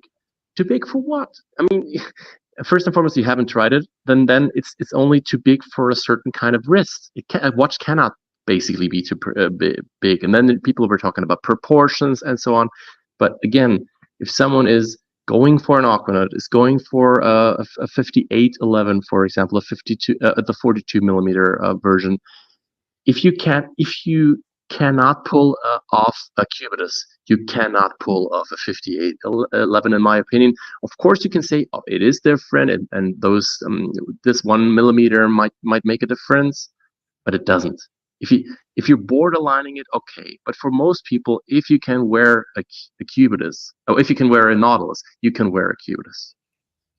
That's just a fact. I mean, it's hilarious to say something different, but people perpetuate that on the internet because they've heard it somewhere. And that's what I meant before. I did not mean Sean with a groupthink, obviously, because he has all his skin in the game. But so many people without the skin in the game were perpetuating those notions because they heard them somewhere and they thought it sounded logical, and then they made it their own opinion, which I think is a very, very bad way to create your own opinion. And that's the only thing that I want to point out. Super chat from Sean. Gentlemen, tomorrow you are announced CEO of Patek Philippe and need to come up with the next line of watches. What flavor is your next hit going to be? Not so easy. Not so easy when you're the one responsible for coming up with the new design or the new I would thing. I'd go down the AutoZone asphalt dial sector, we'll call it. I'd go that route with playing with colors and materials so that, you know, if you are going to go out in a black t-shirt and jeans, the watch actually looks good and is kind of cool and people are going to want it. All these people that say like, hey, wear rose gold Calatrava with t-shirt and jeans. Like, what am I, a fucking yuppie from the 90s? Nobody does that. What do I look like? All right, am I gonna put my fucking penny loafer on while I'm at it? Nice pair of penny loafers, jeans, and a white t-shirt with my collar. Come on. The only guy who does that is Christian from Theo and Harris. Nobody else is doing that. So I would attack that area. Right now, the only watches they have for those guys is the Nautilus and Aquanaut. I know people say no, but you know, like SC when he takes off the suit, he puts on the Daytona. Oh yeah, definitely. But I will put it. If I have the Cubitus, I think I can pull off both, or I know I can pull off both because when I went to try on the Cubitus, I wore my suit. But I still think it's more at home with a more casual attire, and that's what it's made for. I mean, it's their kind of sports watch. I know you say it's not a sports watch, and we could argue that all day. And I think it's not comparable to a Rolex sports watch, but it's their sports elegant offering, and therefore it's not completely in its natural habitat when you're wearing a suit. In my opinion, it still belongs on a more casual attire. Yeah, but that's my point. You just made the same point, which is the Nautilus or call it Cubitus and the Aquanaut is the only watch that these guys feel confident in saying, all right, I got a t-shirt on. Where we got like Cars and Chrono, right? The black t-shirt group, huge group of people out there that are in the black t-shirt group. You're not wearing a 5396. You're just not. I know people say you can. I've had a few people like even Sean right now probably won't do that. He could, but he probably won't. Right? That's the area they need to win is you need to make something that is attractive to pull people in to start a journey and say, okay, we'll take this as my first watch. That's where I would go. I wouldn't touch the Nautilus. I wouldn't touch the Aquanaut. Maybe, I mean, you could do a couple of colors, but that won't matter anyway. The whole issue here is what makes the next generation want to walk in and start a 40, 50 year relationship, right? I want to steal the code customers. you were completely right in saying that it takes a lot of time to digest Patek and to really realize what they're offering in order to even get a notion of what you would like to have from them, what you can afford in the long run, and so on. And I think they merged the sports and the dress watch line. For example, do you know the reference 5326G, the the travel time complication with the asphalt dial? It's basically the same one that Castle Lewis wants to get, I think, but with the moon phase and the travel time complication. I saw that in live during a little Oktoberfest event of my 80s, and it looks. I mean, I had it on my wrist as well in the shop, but I saw it in live in the wild again, and it just looks so amazing. And it really this should actually be perfectly fine for the black t-shirt uh, yeah people as well. If they're the black t-shirt kinds of guys, the guys that just wear sports watches, then they will only go for the Nautilus or the Cubitus now, or the Aquanaut. But if they want to be a little bit more interesting, they can take, for example, the 5326G and don't have to feel like they're wearing a 5396 or 5196 even, which in my opinion really belongs, goes together with the suits. Yeah, I this watch is awesome. I saw this watch in person. The strap is fantastic. I mean, it's a luxury Hamilton khaki feel, Right. but it's cool. It's a good place to start. But I think they need more of this, like more three-hander Calatrava that's similar to this, with a little bit of that code element, different materials, different colors, to pull you in, because a dark brown alligator strap, rose gold, white dial watch, that's tough. That's tough right now. You really got to digest watches for a long time if you're sub 45 years old. It's tough. Yes, and it also depends on what kind of profession do you have, where do you live, not only climate-wise, but also, yeah, so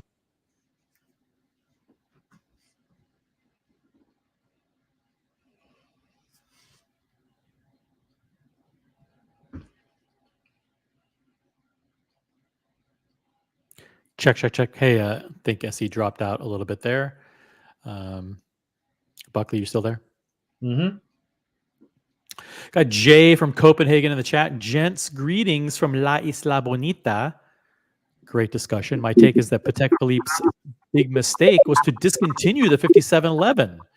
Replacing it with this square thing is just rubbing it in. Okay. Yeah, I mean, look, the thing though, to go, let me hop on the other side here and hang out with SE for a bit. Patek Philippe is not the Nautilus or Aquanaut. That's not what the watch is. It's not what the brand is. So, you gotta, and they don't like the people who work for Patek. They hate the people that come in asking for those two watches because it's not what the brand is about. So there's two things here, right? Does Terry Stern sit there and be stubborn and wind up like Breguet on Fifth Avenue that has cobwebs in the window because they won't change, or does he do something interesting to change, right? To kind of fix a little bit of that. I think making 10 different colored 5711s would be a tremendous mistake. That's what AP is doing. They're just it feels like every 3-4 weeks, there's 2 new Royal Oaks on there. A little bit cheesy. But I think right here, right where you're looking at, that in March, what I hope to see in March is 5 to 7, 8 new color design references in the basic complication, $30,000 to $70,000 range. That's what I hope to see. That would be cool. That would be exciting. But I don't know if they'll do it. I would definitely say I know what you mean when you say it's not the Nautilus and the Aquanaut or now the Cubitus, Patek. But I would say it is also that, and I don't think that the sales associates hate those people. Of course, they're annoyed by maybe by the same question, especially in a metropolitan area like yours, when they're hearing the same question 80 times a day. But they know that it's necessary for that these people are just a result of what is necessary for the brand in order to keep it interesting, because they have a certain offering that flies off the shelf and others that don't work that well, like in the middle range that you just mentioned. So I think they appreciate that fact, but they people walking in cold asking for the Nautilus and the Aquanaut and now the Cubitus are basically just saying, let me flip the watch. There's a reason why they only want this watch, and people know it, and they might blame them for it, but they might not blame them for it. But it's definitely true that Patek is really at home in the high complications, but it's also at home, and that's what what I said when I dropped out. In the smaller dress watch realm, which also has its significance. You said before that that it's tough for these kinds of watches, but there is also still a certain fraction of people in the world, especially in different countries where it's more traditional, where the climate actually allows for it, where you still have to wear a suit in certain professions. They love those three-handers, like me, like myself. Love to this offering as well. I think what's so special about Patek is that not only their standing and the fact that they're that renowned, is that they have all those different kinds of offerings for different kinds of types of customers, and as long as they have that, it keeps it intriguing. And you're completely right in saying, in my opinion, that this line, the mid range, the complication, not the high complication and not the sports line, obviously, but the regular complication, this needs to be refurbished and this needs to be made more attractive. And it cannot pull monetarily, in my opinion, because those watches will only be overlist once they come out of the gates, and after a couple of years they will drop off, or a month they will drop off.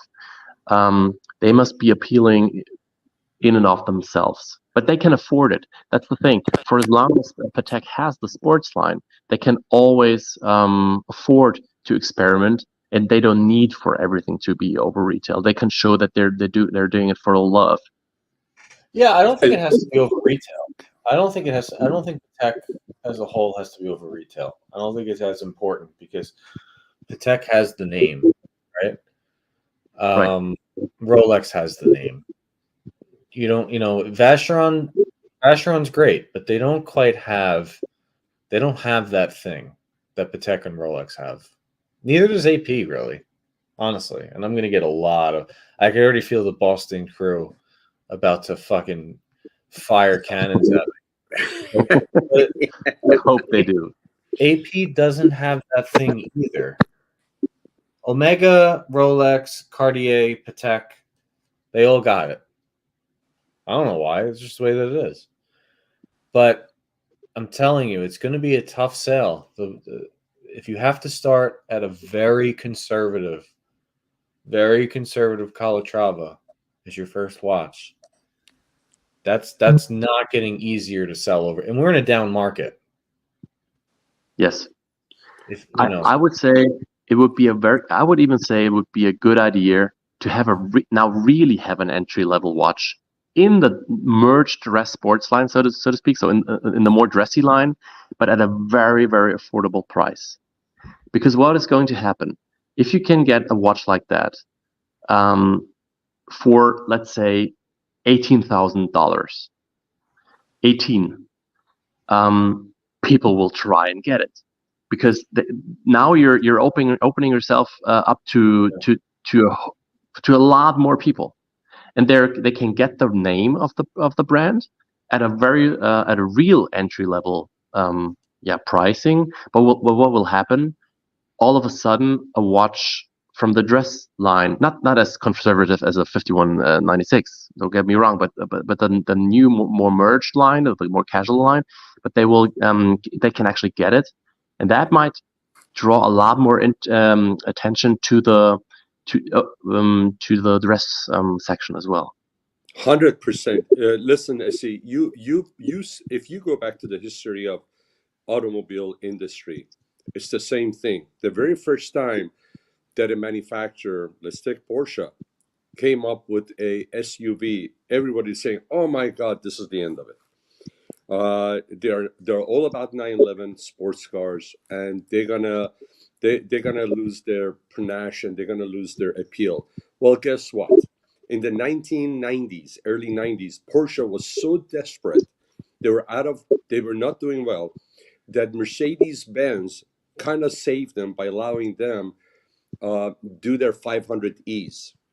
And then they came up with the SUVs and so forth, and now they're stronger than ever. I believe that Patek Philippe should come up with a stainless steel. I know everybody thinks about stainless steel Pateks. They think they're the holy grails because they just don't make enough of them. But if I were the CEO, I would introduce a line that would bring in the younger crowd, so to speak, and keep them on in the long run. If you take a look at the Mercedes-Benz, when Mercedes-Benz came out with their C classes, and then they came up with their A classes, they didn't miss a step. They just got bigger and bigger. So, and look at right now, McLaren. McLaren right now is struggling. There are only so many people that will buy a two-seater car. Okay, they somehow have to expand. Look at Ferrari. Ferrari just put out their SUV. It's absolutely gorgeous. All right. Can you have imagined when Enzo Ferrari was alive that they would put out they had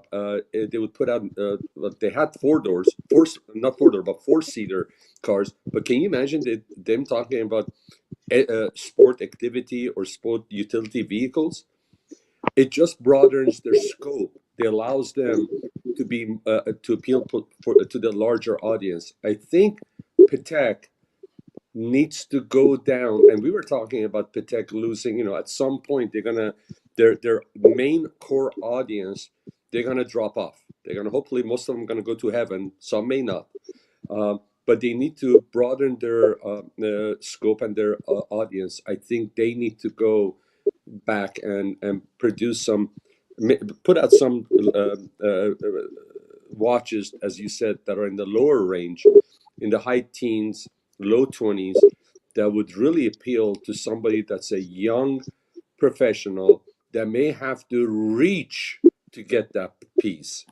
But it's a piece that they'll put on. It would be the start of the new journey for them, because it's tough to get a young person that's not from a wealthy family, doesn't have a dad that's well known with Patek or the Tiffany's, to come out and dish out $30,000+ for a time only piece.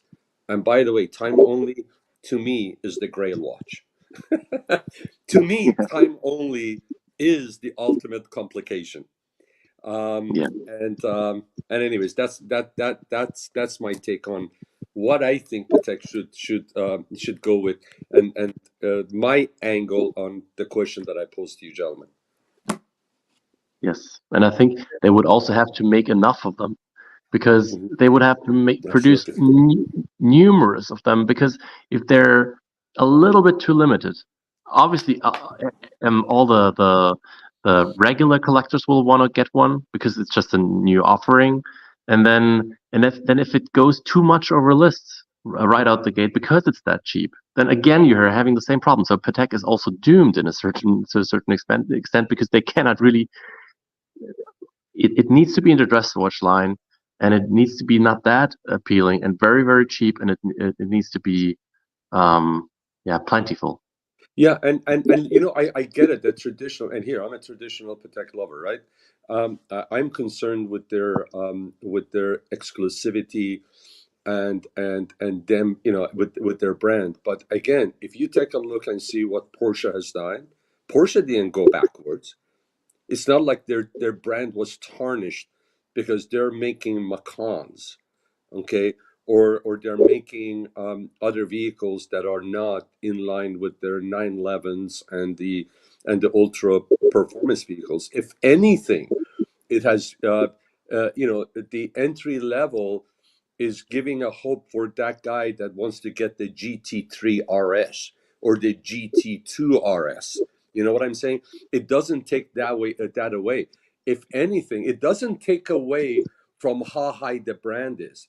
It just gives them a stronger root to pull in the future people that will achieve higher levels, and one day they'll be at the penthouse level of the Patek acquiring one of those watches. I think they're just going to get stronger. I don't think it's going to take anything away from their prestige or from their exclusivity. Yes, I mean you're obviously the car expert. From their prestige. Yeah. I'm sorry, you're obviously the car expert. So correct me if I'm wrong, but Porsche is very much comparable to Rolex in that respect, and Ferrari would be Patek in that whole context. And Porsche is also is comparable in my opinion because it puts out a very, very solid product, a very, very sturdy product. It is renowned for, first and foremost, being able to be driven by grandmothers and without creating too much of a problem, because they're not that dangerous if you don't kick the pedal to the metal. So they are very versatile. They're very everyday driving friendly and so on. And it's well known, but it's they could act. It was easier for them to actually spread out because they don't have that much of an allure like Ferrari does. Because people who are traditionally buying Ferraris also want to be in this smaller exclusive club. Another comparison would be the amount of cars that I put out or the amount of watches that I put out.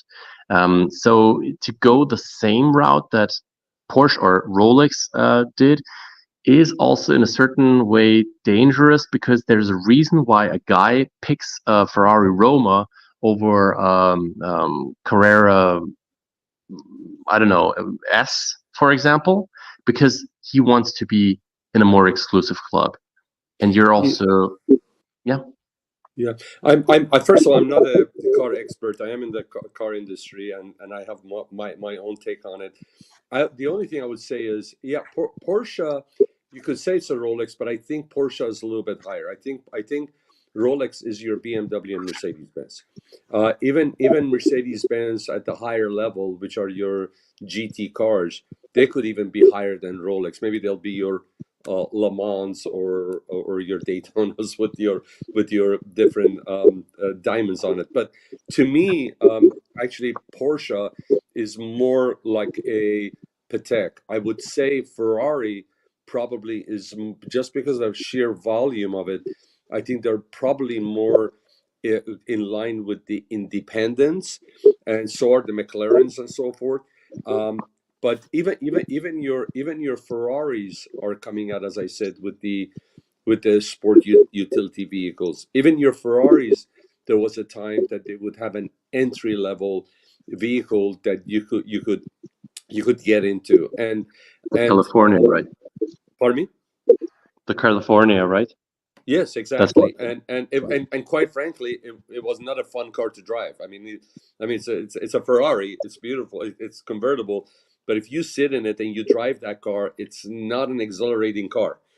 But anyway, that's a different topic. I just think that for again, when you if you're a CEO of Patek, you can either try to preserve its exclusivity and keep it at a high level, or you can just say, hey, you know what? I want to open it up a little bit more, and I want to increase my volume. Maybe they want to say at 60,000 or so volume per year. I don't think that they would lose anything if they bump that up to 80 or 90,000 and just bring in a lower, entry level people. Granted, the problem is if you do not put out the volume, then those lower level watches become multiple. They'll be selling at multiple levels, and you're defeating the whole purpose. So just like Porsche has done, if you're going to come out with a Macan, you need to make it for the masses, where there is no issue with availability. There are no markups. Let me And let me ask you guys. they should be Yeah, but available. let me ask you guys, what is the SUV in the Patek Philippe analogy? So it's like it's obvious that in the car world, people wanted more room, they wanted four-wheel drive, they wanted to be a higher seating position, and so when Porsche and other manufacturers pivoted heavily to SUVs, they were following what the market wanted. It was in the Patek Philippe scenario. What is the trend that they should be chasing? Is it more casual dress watches, or it should actually be embracing the Nautilus and the Aquanaut and expanding that lineup, because that's what the trend is. And if you want to appeal to future generations, instead of saying, "Hey, get rid of steel Nautiluses and reduce production of sports elegant pieces," why not actually increase the why is it written in stone that the Nautilus isn't defining of the brand? Why can't the brand be evolving and Yeah. and be? I just go ahead. You can interrupt, but you get my point. Yeah, and sorry for the interruption. I would say there's nothing that would be negative for Patek to come out and say, hey, listen, there are a lot of let's say sub, right? You have entry level for I mean for them it's their entry level sports watch, so to speak. And then for us though, probably the one higher than that would be the Blancpain 50 Fathoms. There's nothing wrong with Patek coming out and say, here, I'm going to enter that market. I'm going to put out a sports watch. I'm going to put out a stainless steel dive watch where a young executive can afford to pay $23,000 to buy. And by the way, I'm going to make it the best there is. Okay, just like the SUV for Ferrari, and its price levels are different, but they came out. I think it's called the Persang. They came out with it, and damn it, that thing is so gorgeous looking. But they entered that market. I'm just saying, enter a new market that if you're going to come up with something that's new for you, and maybe also can open up the horizon. Come up with a Persang, which Ferrari did with their SUV, but maybe put it out at a lower price level where you'll be attractive. It would be attractive for those people that are really entry level. I mean, right now they're putting out the Cubitus as the 20 plus generation watch, right? It appeals to them. Then put out a sports watch that's a level of sub, or the 50 Fathom stainless steel that would appeal to them, but also it would be totally different than what you have offered in decades. That's my point. You can do both at the same time. I think think that would it's be valid. I think I it's guess I'm valid to questioning compare- I'm questioning the original strategy of saying that the Nautilus doesn't represent the brand. Why not say, hey, you know what? Sports elegant watches actually are becoming part of the Yeah. Patek Philippe DNA, and we should be embracing those. And that's why it's so annoying to me that they didn't come out with a watch with interchangeable straps. How they didn't, because I mean, ACDC in the chat says, I'm sorry, Ghost of Yudish Gambino says, I think the casual daily office watch is the SUV of watches. I disagree. I think people want metal bracelet sports watches as their. Or I think rubber. that is, yeah. I think that's what people want as their basic daily watch, and I think I see how the Cubitus is an extension of the sports elegant line. I get that, but how come they don't lean into it more? They should be leaning into it even more heavily. Ego. And that's my point. I'm saying bring something that's maybe less. I mean, right now they're producing that line in line with your Nautilus. I'm saying introduce a line that's even below that and more affordable. Just add a layer, right? Don't create a competition for your other. And I'm okay if you want to bring up something else that's competing with your other lines. I'm just saying for the people, for the market, bring something that you haven't offered yet, right? And I think that would be really, really interesting. I think that would be the direction they should go. Come up with a dive watch. Okay, come up with a dive watch. And by the way, and again, SE is in Europe, so he can correct me if I'm wrong. But based on what I've seen and people I've talked to in my trips to Europe, actually the younger folks in that live outside the US, they're actually much more open to time only watches. In US, it's predominantly sports watches. But if you go other parts of the world, the young folks are open to to, so to speak, time only watches.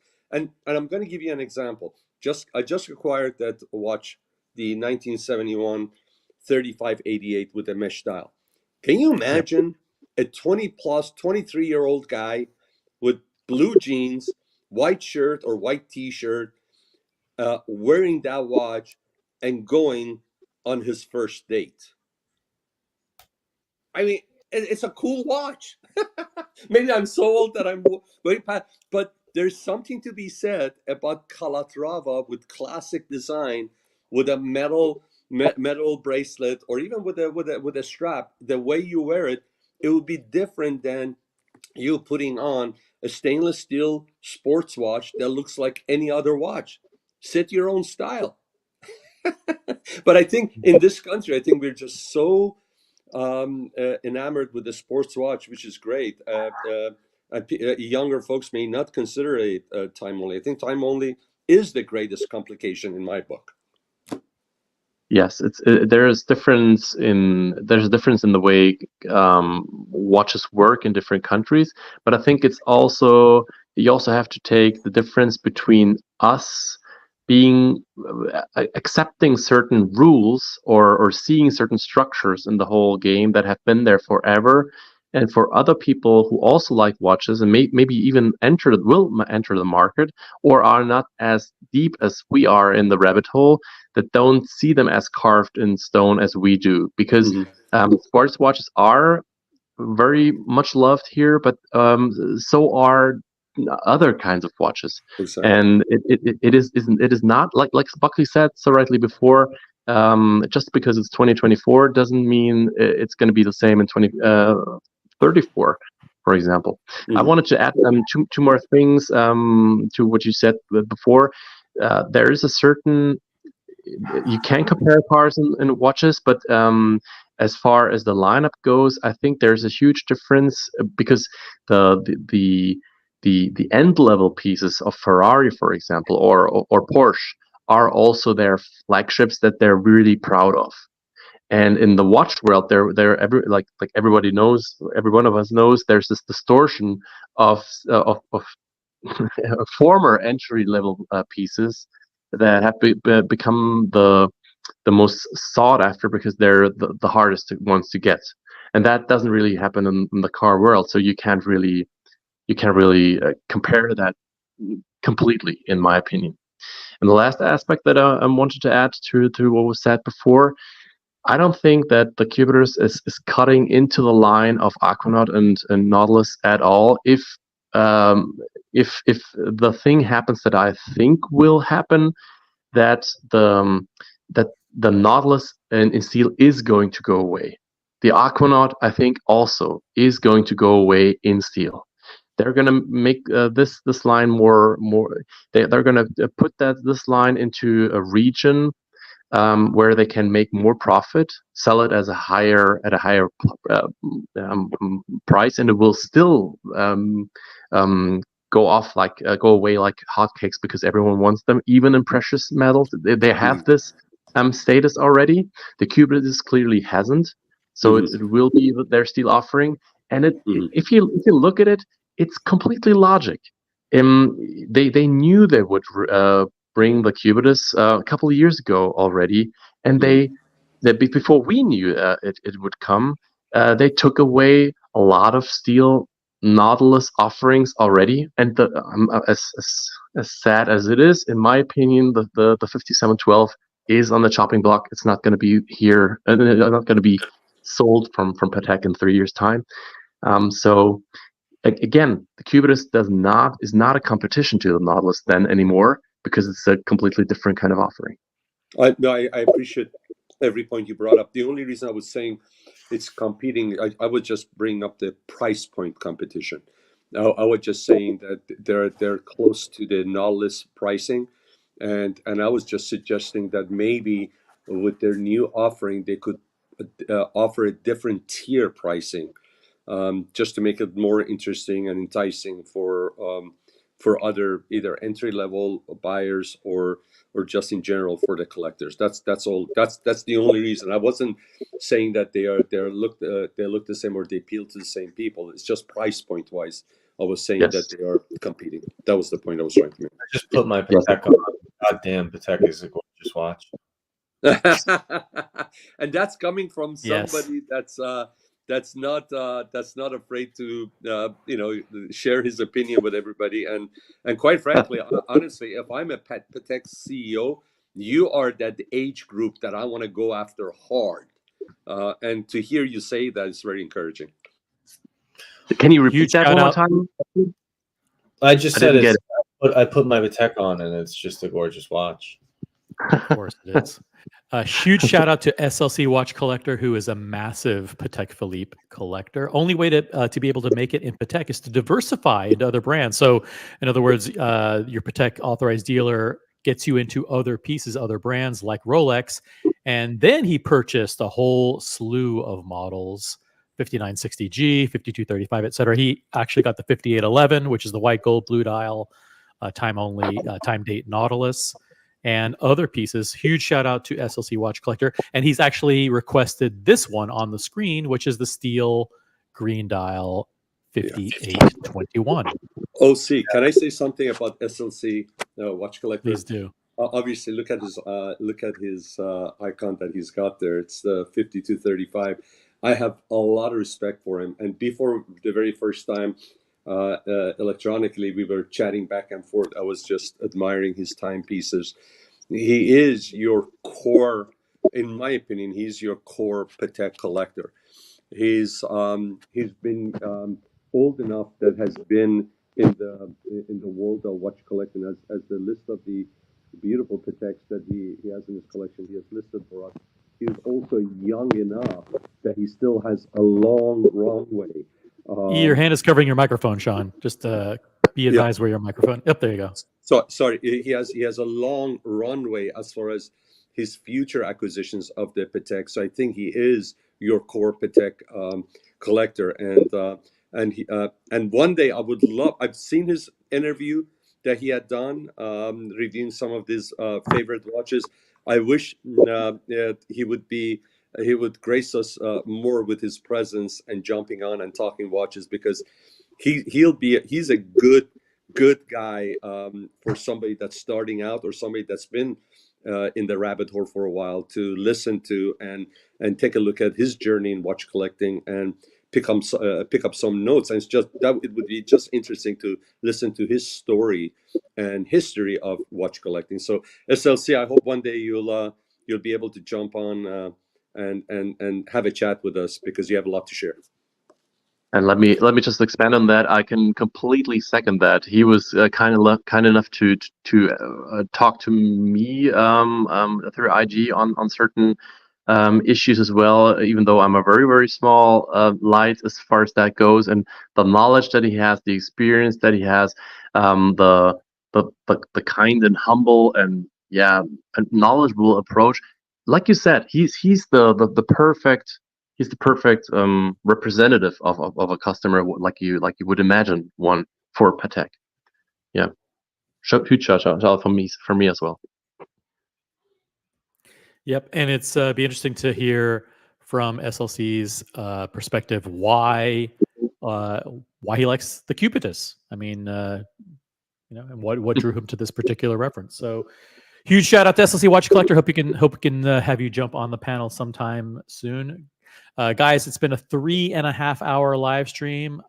So I want to thank everybody for hopping on the panel. I want to thank Buckley, SE, Sean, everybody who jumped on. And I think we're gonna call it an afternoon and take a little bit of a break, and maybe we'll jump back on later with another Colony stream. Does that sound good? So give a huge kudos to the panel for being on.